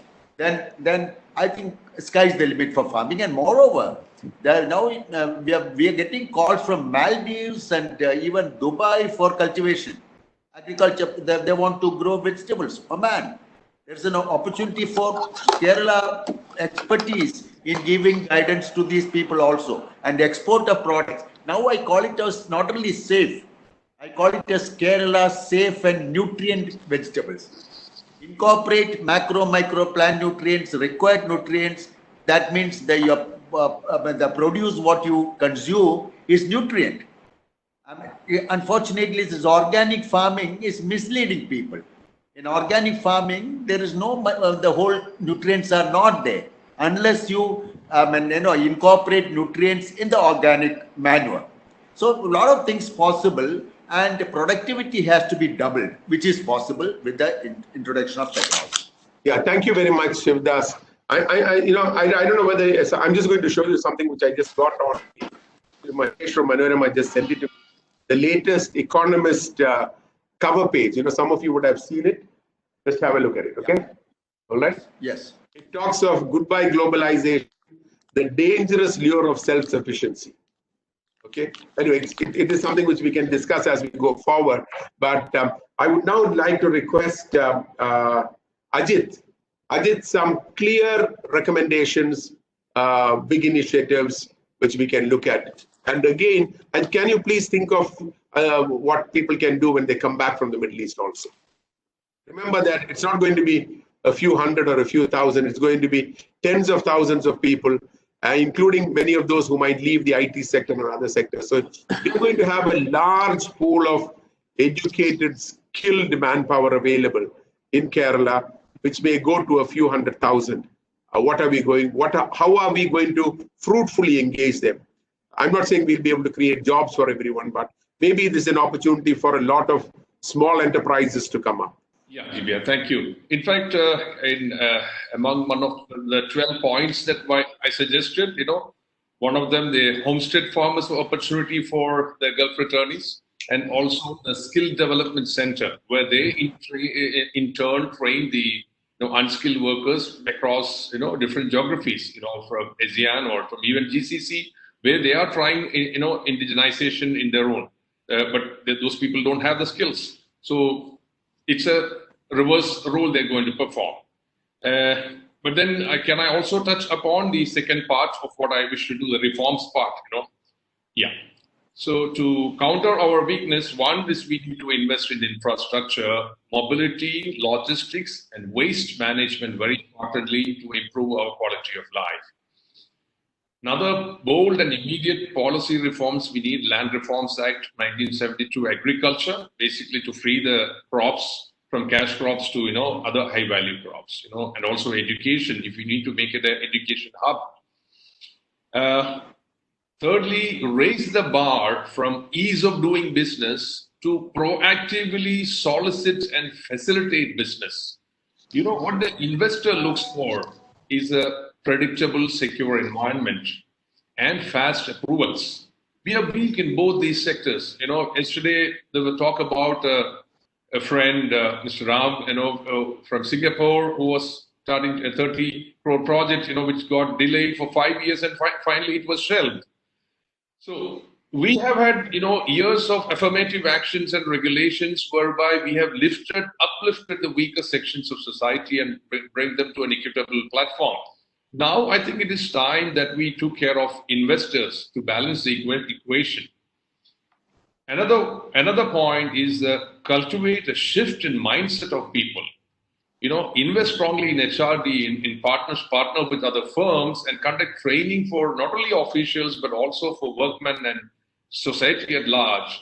Look at what happens when somebody wants to, start a project, be it a mall or anything. Everyone and their cousin turn obstructionist, with vested interest for short-term gains. Now we need to, kind of educate them, make a significant shift in mindset that, investors are required job. They are the job creators. They are the wealth creators. They are inevitable part of the society. These changes need to be brought about. One more, and I will stop with this, is eliminating, there seems to be an excess phobia among bureaucrats against the vigilance department, and the fear of losing retirement benefits, which leads to, funnily, a purposeful delaying of permits at times, just to negate the perception of corruption. So these phobia we need to, get rid of. We have to find ways and means so that this also contribute to, the facilitating of business. So I will stop with that. Thank you. Thank you, Ajit. I'm next going to request Mrs. Sheela Kochouseph for her thoughts. What I would like you to look at, Sheela, is very clearly, you've done so much work. You've created a brand globally. How can we look at Kerala being a hub for all kinds of fabric? Of course, all kinds of clothing-related activity, including how do we revive our handloom in a big way? How do we ensure that we can use it for the poorest school in the uniforms and also for the international brands? What do we do on that? How do we encourage people to get into that? Is there anything that is there for people who now are coming back from the Gulf who can start something of their own in these areas? So I would like you to focus on that and any other specific ideas or recommendations that you have. Actually, when we come to garments, I think a lot of small entrepreneurs are here who are engaged in stitching garments and making other small, even kids garment and many things. But I think the main challenge they face in the beginning is how to sell the garments, where to market it. So I think I visited Bombay in many factories. So what they have is all multi-storied buildings, like we have flats here. Each small flat is one unit, like that, a cluster of units, manufacturing units. I think when the Gulf returnees come here, the main challenge they find is to find a factory, a place to start their enterprise. So if the government or anyone, like even if they form a cluster and build factories multi-storied, because everybody was mentioning there is scarcity of land in Kerala. So that is one thing I look into. And another thing is we have to depend on other states for raw materials. Let it be the needle, the scissors, the thread, the cloth, everything has to come from other places. In Kerala, we have only two verticals, like Kerala Handloom with the Kerala Kasavu, which is awesome and the best the best product available when you look at as a cloth. So that's an awesome product, but we have not exploited that product. So that is a huge opportunity for the people who engage in making that cloth into other garments or things like that. Also many things. Recently I saw a mask with Kerala Kasavu. So there are a number of opportunity using this Kerala Kasavu. And skill development is another thing which I forgot to mention before. When we visit Vietnam, they take us to a factory where they make beautiful artifacts, wall hangings, things, which they make with duck's eggshells, which we throw. Also, a lot of markets you visit, when you visit Vietnam or Bangkok or any Indonesia, many such places, they use everything to make artifacts. Here, when we look at handicrafts, we see only this Kathakali face and also that Sundan Mallam. Only two main handicrafts product the visitors can take as souvenirs. So when we visit Vietnam, any small piece of cloth, any small piece of coconut shell, the coir, Even when you go visit Sri Lanka, even with the elephant dung, they make papers with elephant dung.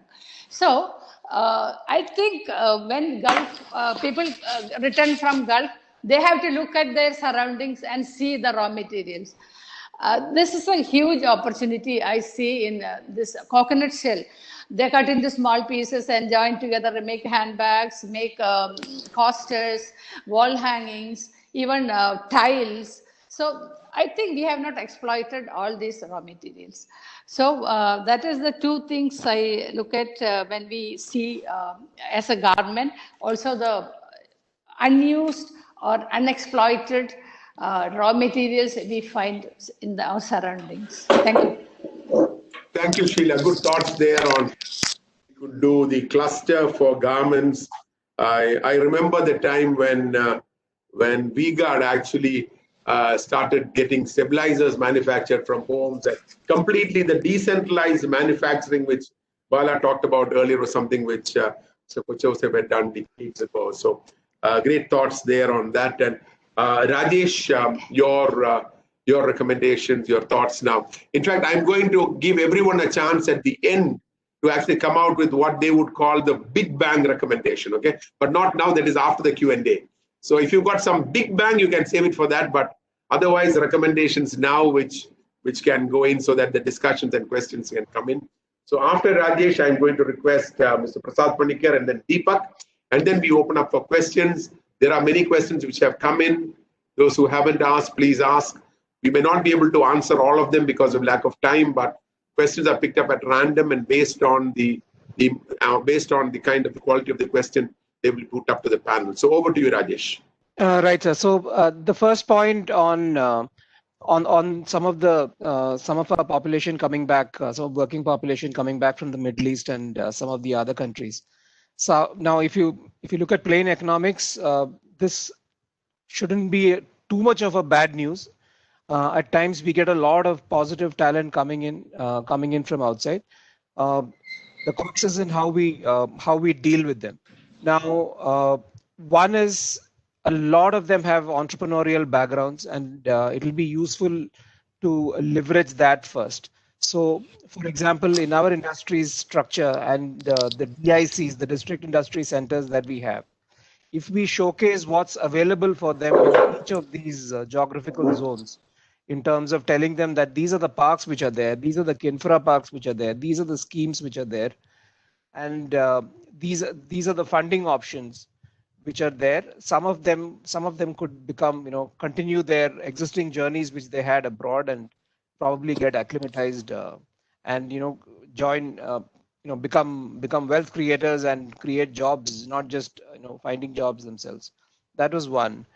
The second part is it's not very easy to get people to do agriculture suddenly.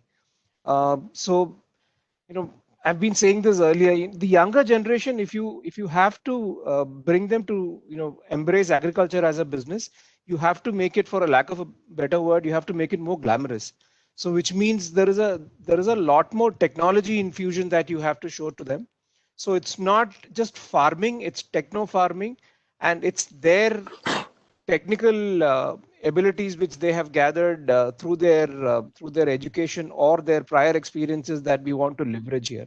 So if we bring in that technology/digital aspect of agriculture and then make it, so which means we should not look at agriculture as a separate department. We need to look at it with a mixture of technology, and even look at a quasi body which is a mixture of technology, and it comes under both the IT and the Agri Ministry, etc. So some of that. The third one is on the tourism part. I keep mentioning that tourism is a multiplier. The reason why tourism in Kerala is far better, it's a little better managed than a lot of other tourist places in India, is we have an ecosystem here. So somebody doesn't come and doesn't enter a resort and spend the rest of the vacation in the resort. There is a lot more of that ecosystem to experience out here. Yeah, I think probably we have an unfair advantage of having one of the best topographies in the world. So and that's the reason why in Kerala it's a force multiplier, and it may not be a multiplier in some of the other areas where you are getting them because you want to showcase one resort or one scenic view, etc. So here you have an ecosystem of offerings, and hence tourism becomes important. So again, I just want to reiterate the fact that economics also says that some of the migrants, some of the population which comes back during a pandemic also finds opportunities and migrates back over a period of time. But the time when they are in Kerala, if we are able to give them an ecosystem for them to leverage their existing experiences, nothing like it. And that's where we will win as well. Great. Thank you, Rajesh, for those thoughts. I'm now going to request, that's after Rajesh would be, yes, Mr. Prasad Matthews. Sorry, Mr. Prasad Panicker, please. So I fully agree with Rajesh that expats coming back to the state is very good. And also with the moderator saying that tens of thousands of expats are going to come back. But whatever be the action that we are going to take, whether with the help of government, with the help of private investment, it is not going to be that easy to have that much number. Even our social infrastructure would be put to challenge. So I suggest that we should have a facility to have opportunities identified in other part of the world and send our people, because we have the highest, Kerala as a state has the highest expertise in working from abroad. Currently the people coming may be of one type of skill, they may not be able to go back, but we should ensure that the skills required by the globe is available or made in the state and permit them to go, because that is also an industry as such, because that is giving us a lot of flexibility in the form of fund flow, etc., in addition to the within the state initiatives that we are taking. Our expectation is that the oil price is going to stay low for a longer time. That is why we are thinking that the Middle East and other oil producing countries are not going to be attractive. But the many studies saying that it cannot stay low for more than a year. So definitely these places would see a revival, but the revival would be with different skill sets required. Definitely going to be more digital, more high tech with the minimum people, of course. But how we can use this opportunity, we should have somebody to understand and study and ensure that we are prepared, and there should be some facility available within the state to facilitate this movement of people again back. Otherwise, that benefit we are unnecessarily losing. That is my first thing. Second is, we have discussed about many industries. So many things we have done in the last maybe 30-40 years, and many of those facilities are not put to use. Investment has already been done. Rajesh was talking about the skill industry. Sheela Kochouseph was also talking about the skill. Say many skill development institutes are built, but not being put it into use. And similar industrial parks are plenty of numbers are there.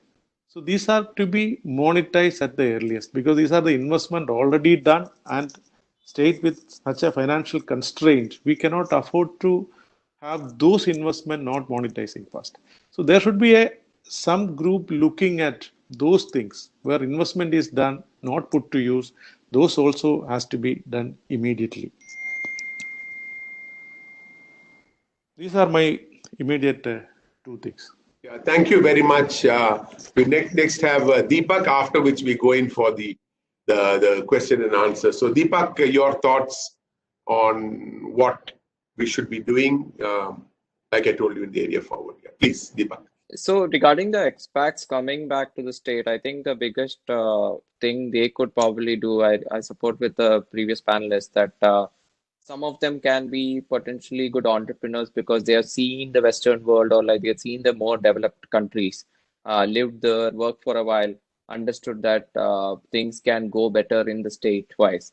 So a lot of them can be, founders or entrepreneurs themselves, or some of them can actually support and mentor some of the local grown entrepreneurs or young talent in the state.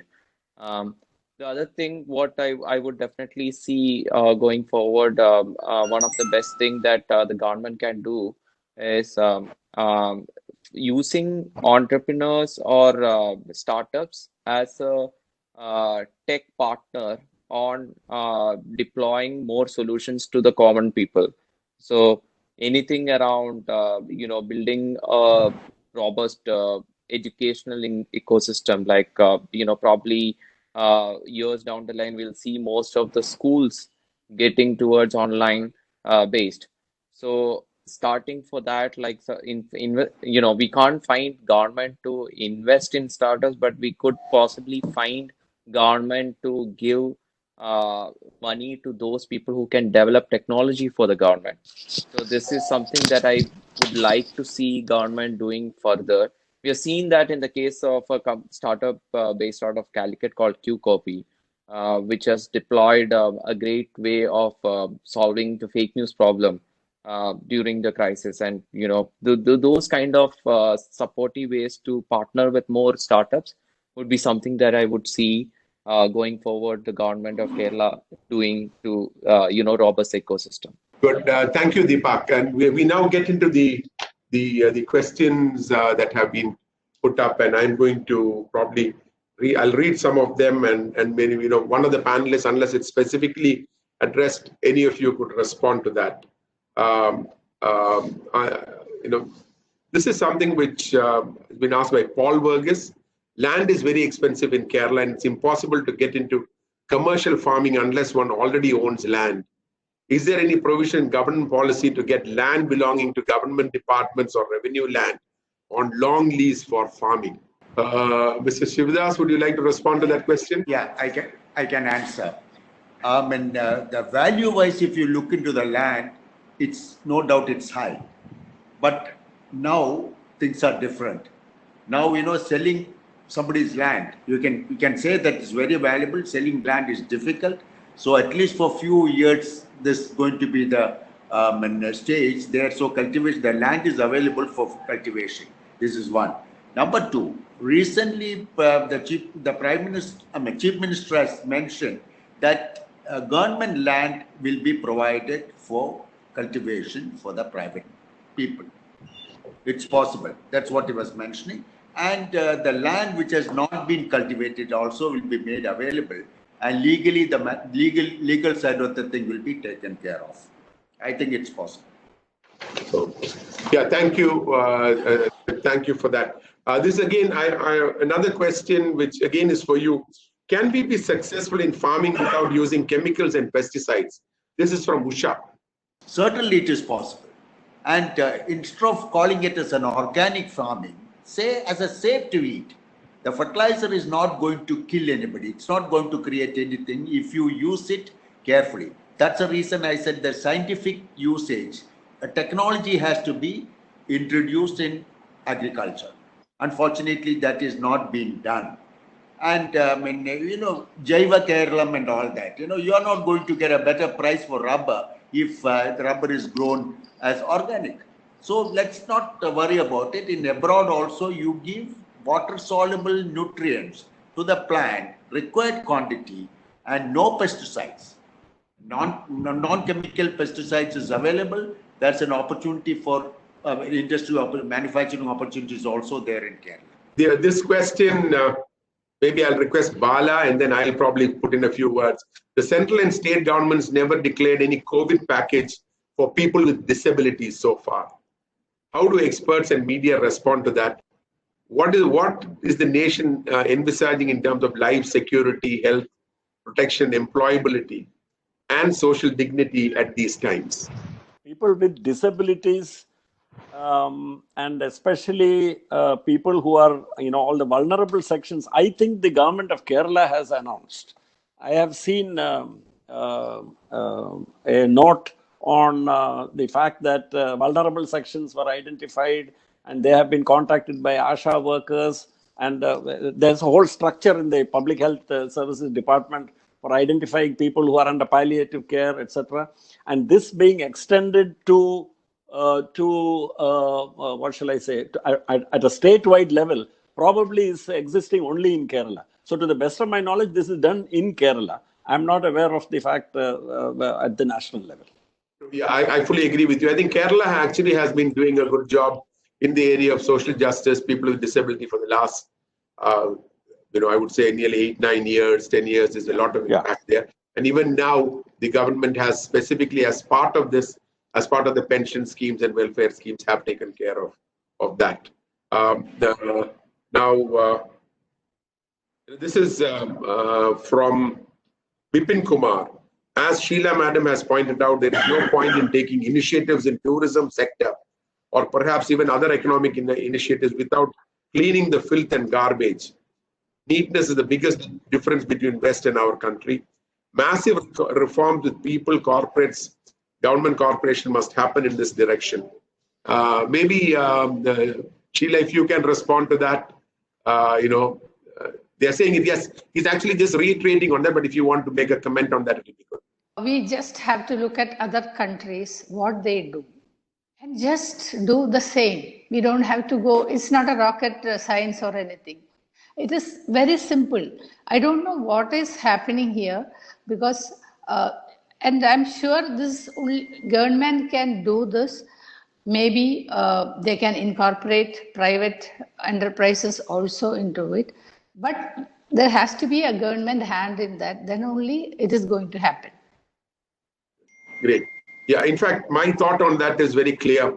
You can expect government, but let us not expect government to do everything. I think each of us has to ensure that the waste that we generate is handled in some way. And then, of course, government may need to put up a centralized plant, as was discussed by one of the panelists earlier.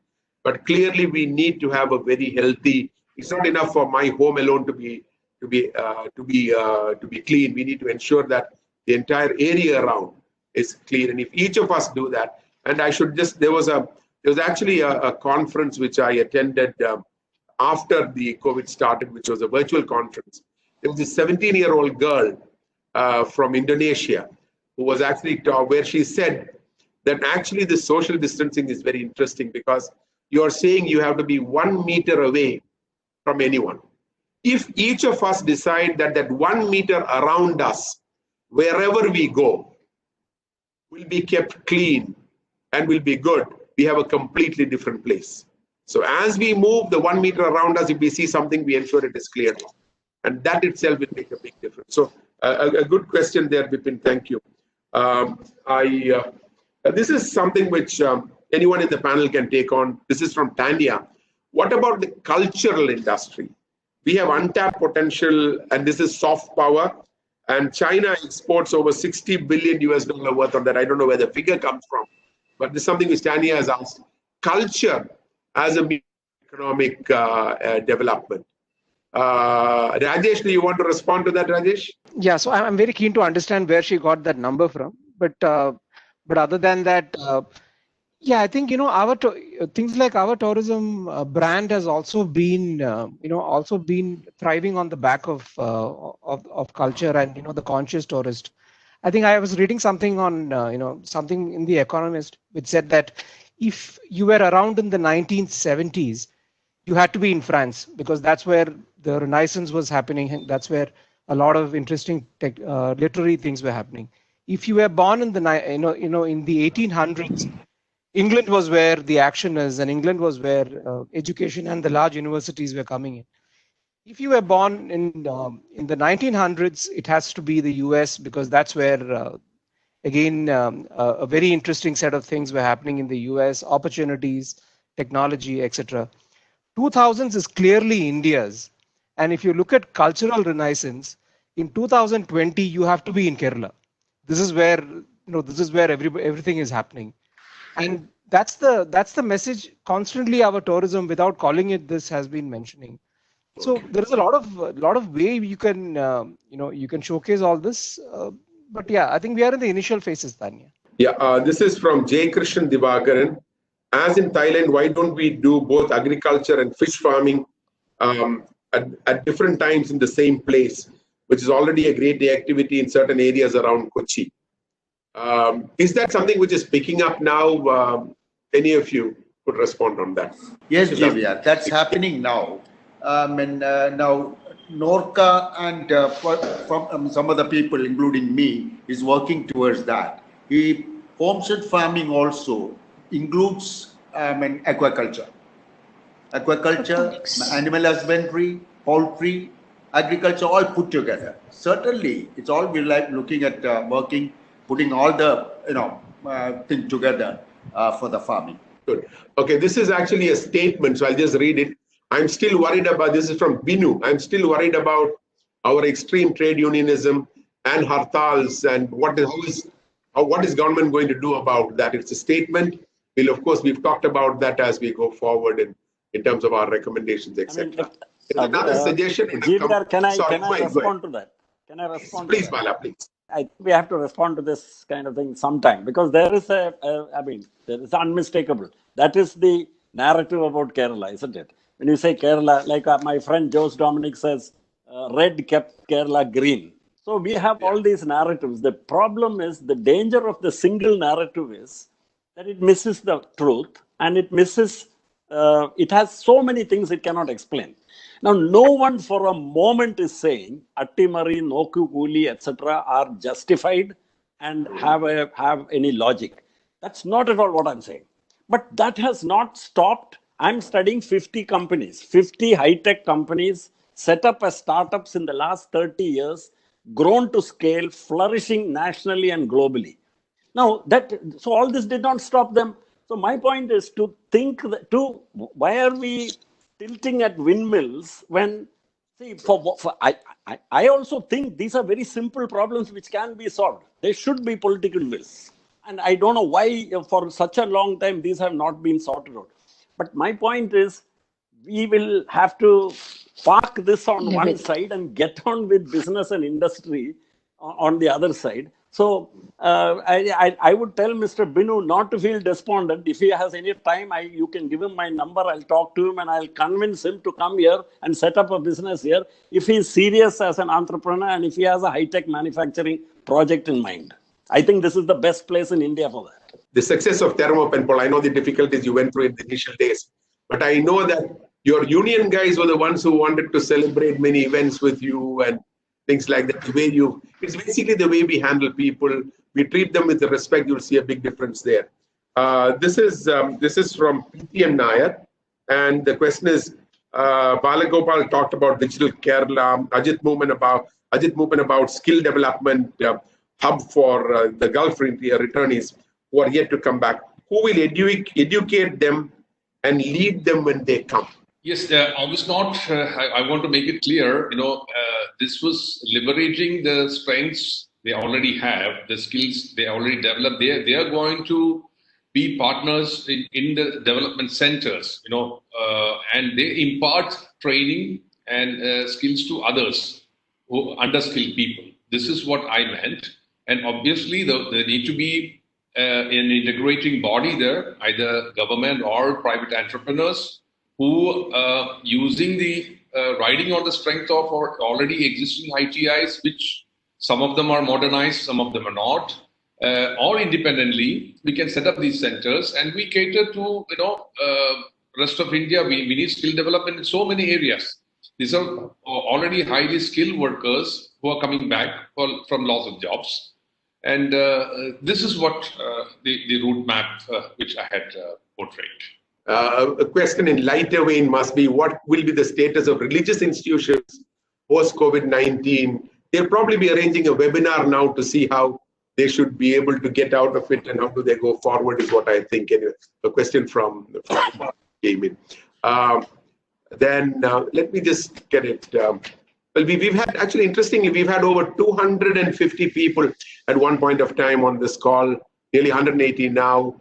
Vienna, Oman, and places like that were there. This is something which is coming from Jomon Chako, who's actually saying, Jomon Chako is actually talking about saying they wanting to come back and talk about agriculture. How do we get agriculture into the education system of Kerala? What do we do that? And he was doing a study. How do you get agriculture as part of the education in Kerala? I remember initially, long ago, I studied my schooling in East Africa, but I know here, we used to have children working on the fields. We used to have children, we had, which we have changed over the period in our education system. No more moral studies are there. There is very little of earned work. working with hands, which is there. Work experience. Practically no agriculture. So would be good if at least one or two of you could respond to that. GVR, my company has been doing that, educating the school children. We have been doing that since last about 3 years. And we could develop some sort of an interest among them for farming, giving them small tabletop kits and all that. We've been doing it, and we have been working with the government also. And I think some more support if they give, the industry can help to introduce agriculture. പണ്ടെല്ലാം നമ്മൾ കൃഷിപാഠം ഉണ്ടായിരുന്നു നമ്മൾ പണ്ട് മലയാളത്തിൽ പഠിക്കുമ്പോൾ. Unfortunately ഇപ്പോഴത്തെ സിലബസിൽ ഉണ്ടോ എന്ന് എനിക്ക് അറിയില്ല.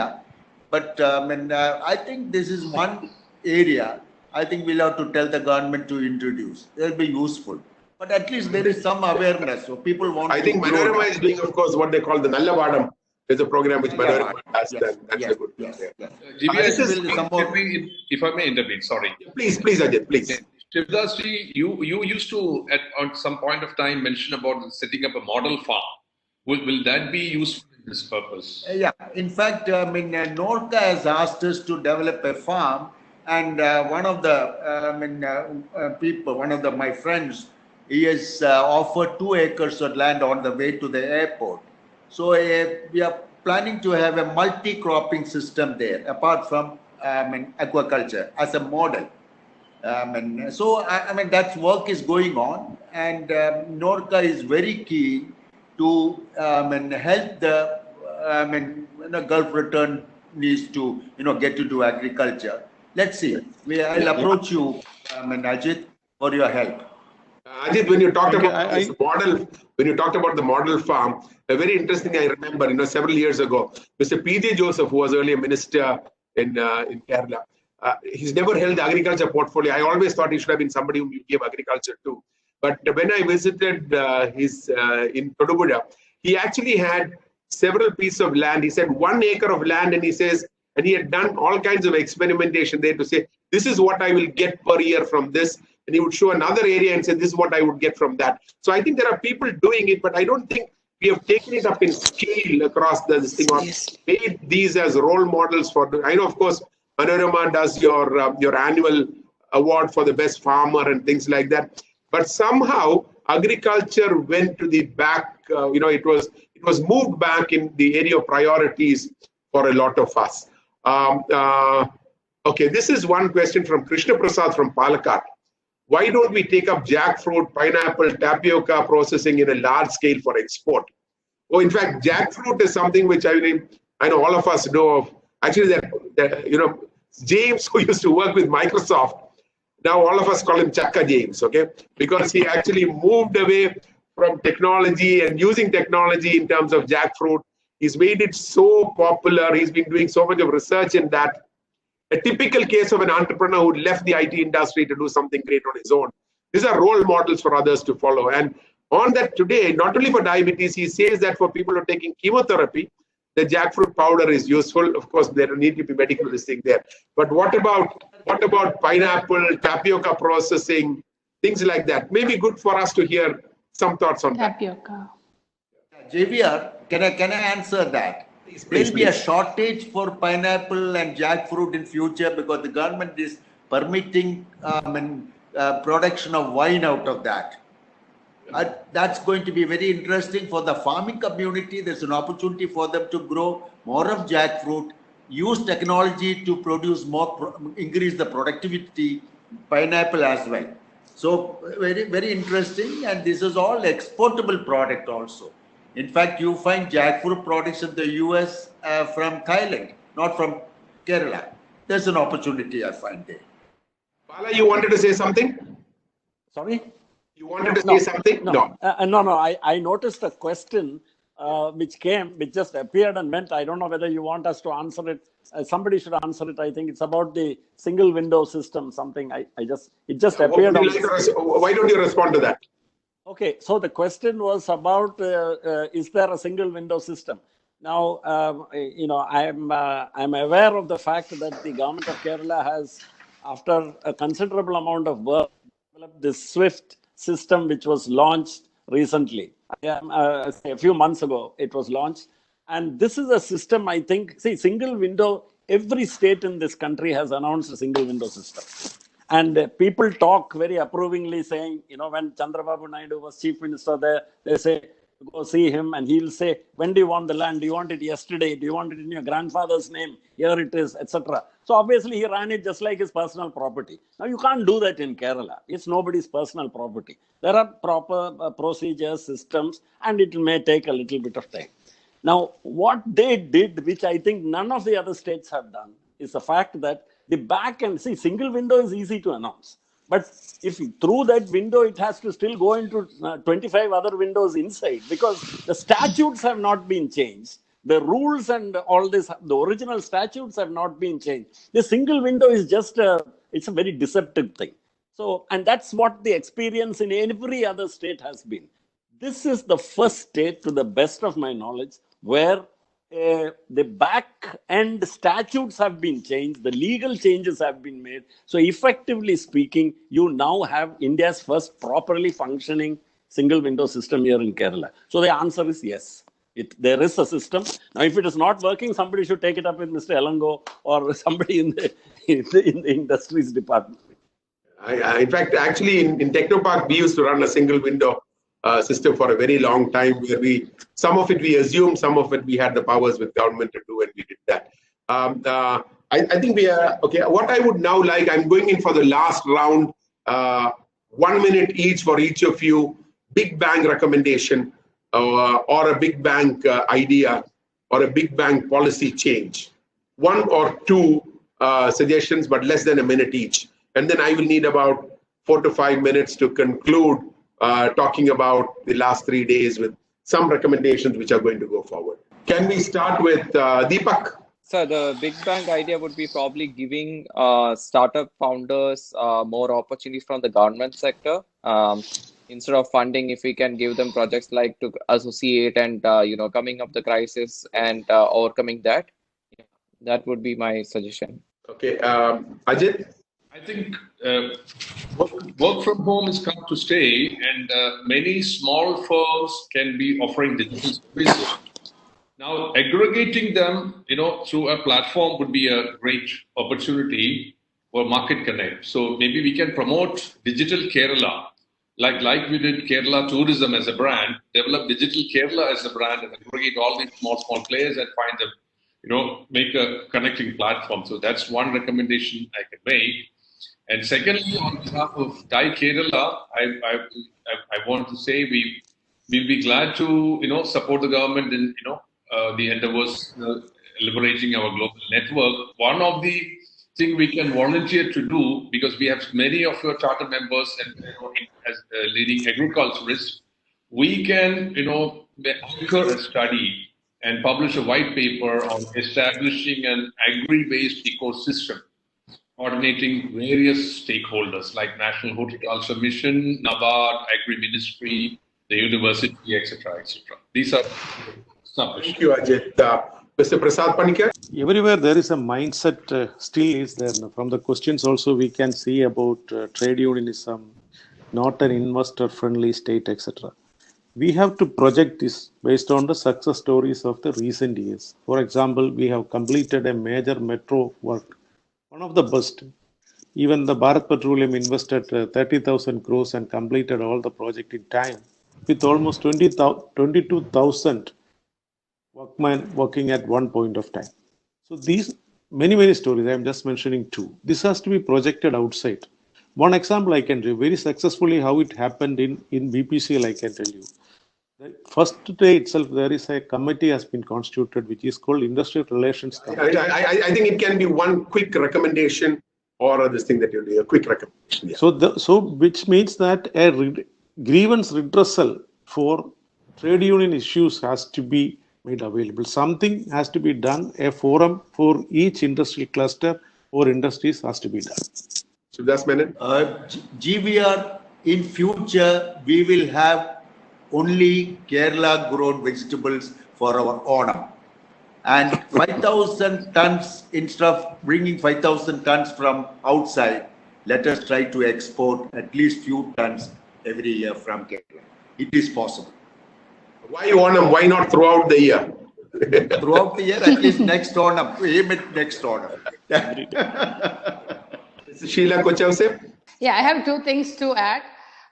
If CII and CAI can come together with the government handicrafts development board or something to bring in artists and skilled people from Vietnam or Bangkok, things like places like that, to train our people to make lots of handicrafts items and sell as souvenirs, because there are hardly any souvenirs from Kerala these days, other than the Kathakali and the boat.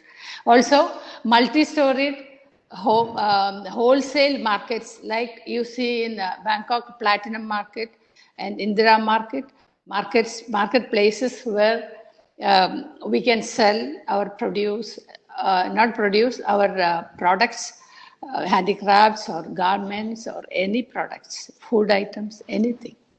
That's all. Thank you. Yeah, thank you very much, Sheela. Rajesh? Yeah, so one idea is to create an opportunities platform for all of these senior professionals and entrepreneurs coming back to Kerala. When I say an opportunities platform, a platform which consists of the Government Industries Department, platform which consists of the research, the various research institutes in Kerala, where we showcase what patents are available for some of these entrepreneurs, and the government showcasing what is available in terms of facilities. And probably TAI could play a role out here, and CII could play a role out here in facilitating some of them, getting them mentoring, etc. The second one is, I mentioned earlier about this, about the fund. A fund needs to be created so that we provide last mile support to even the smallest of the MSMEs who are facing crisis times. Thank you, Rajesh. And Bala, the last word before I conclude. Yeah. So first is I would say that we must utilize this when we look ahead to reimagining Kerala into a digital Kerala, and start with the program for doing massive data to making available the massive EMR based data which is available, but today which is not able to be accessed due to various reasons, including concerns regarding data privacy and data security. So through appropriate methods, if we make that available, we can do a digitization exercise, data analytics, on the basis of which risk stratification of the entire population can be done. We can come to certifying. In fact, there's an interesting suggestion. We can even come up with what you call immunity passports, that people can have these documents, so that, when people can know, you can actually check whether is the person I'm going to be sitting with, at least you can answer the question, is it okay for me? These are not hypothetical things. These are going to be worries going forward. So that's one. Second thing is distributed manufacturing distributed manufacturing, processing, assembly for both the agribusiness sector as well as the manufacturing sector is the way we can become very competitive. We can create livelihoods, and this vast energy and power which is there in the women of our state through SHGs can be tapped for more than just running free kitchens and and for running essential healthcare services. Today we are exploiting them. Whenever we are in trouble, we go to the SHGs. We should give them much more productive ways of getting to use their mass mobilization and their great energy, which is by dispersed manufacturing. Thank you. Thank you, Bala. I'll try and conclude in the next few minutes with some quick thing. So I would start with, based on the discussion that are there, the recommendations can go to government would include actually looking at clothing, food, health, education, ocean, waste management, and environment. That it creates an innovative economic model through which we can actually look at growth post-COVID. As part of this, we could look at, in terms of manufacturing, look at what Vietnam did. Look at the work from Kerala model, where you look at remote working studios which can come up. Skill-based, a lot of us have talked about skill-based education of international standards, okay? Looking at skill-based education of international standards which can come up. Reinvent the tourism model, okay, in terms of, looking at what we can do completely different, a completely new tourism model which is going to be post-COVID. Look at it clearly that government is not the job giver. We need to look at how government can focus on social services, health and education, and facilitate entrepreneurs to come in and set up this thing. Post-COVID, we need to look at a complete different thought process on the way construction is done. Look at agriculture as a major focus area, something which was pushed back. Try to see how we can leverage technology there, see how it can go forward. And in a way, farming with use of modern technology, making farming something which is a very dignified profession, making something where it becomes aspirational to do that. The other one is the Kerala Fund, a fund for disaster recovery kind of a fund, or a Kerala Fund and a Kerala Fund to help enterprises from Kerala, with Ajit and others could be working on. Clearly, things like waste management. How do we ensure that waste is handled very well? You have a clean, focus, a very clean state. People need to say and it's a good opportunity. Post-COVID, people are not going to be spitting, because if you spit with your mask on, you have a problem. So things are going to be completely different from before. A completely different way of living and working would be there. Look at the passport office model. Why don't we look at all our building permits, a lot of permissions, etc., being outsourced to the private sector, but managed by them, but ultimately authorization by government. So we are indirectly telling that the jobs will be created. It's not going to be there, but you're going to find this much more quality in the way it is done, more efficiency. People can be held accountable for that. Look at how do we help the industries and units which are now failing? How do we help them to get out?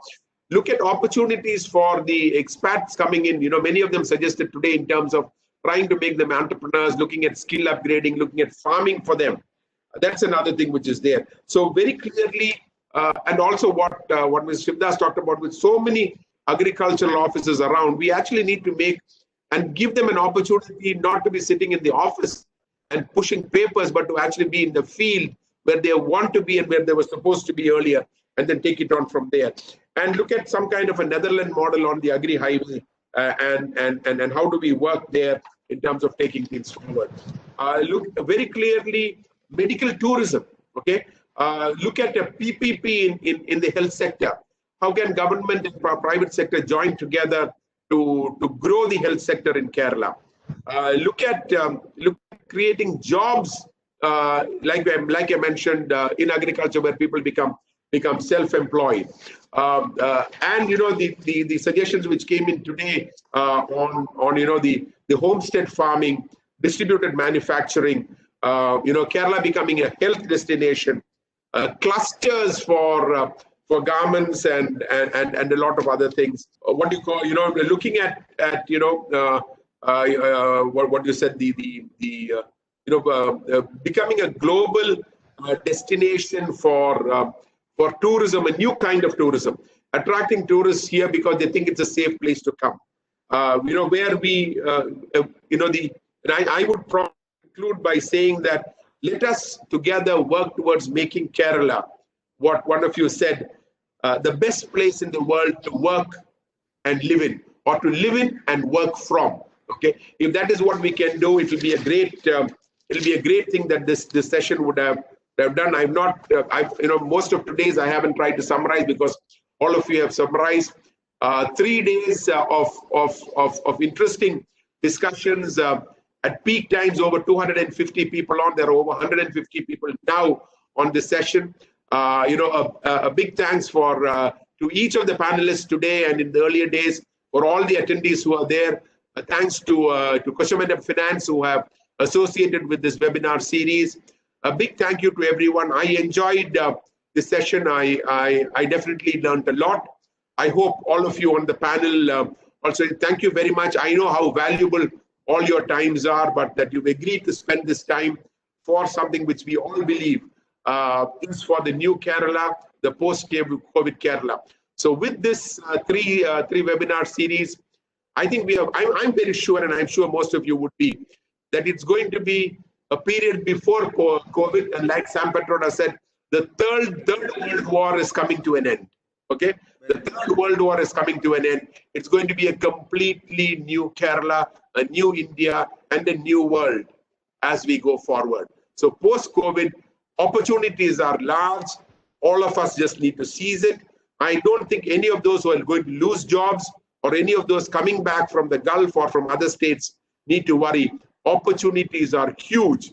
Let us start looking out for those opportunities. And like someone said, look around your area where you are, and you will see the opportunities coming up. So thank you very much. And thank you, Manorama, because not only have you got this organized, you provided substantial space on your editorial pages for something which is very important for Kerala as we go forward. So thank you very much. During COVID-19 times, it's namaste. You can't shake hands. So namaste to everyone. And thank you very much for being on the call. Thank you.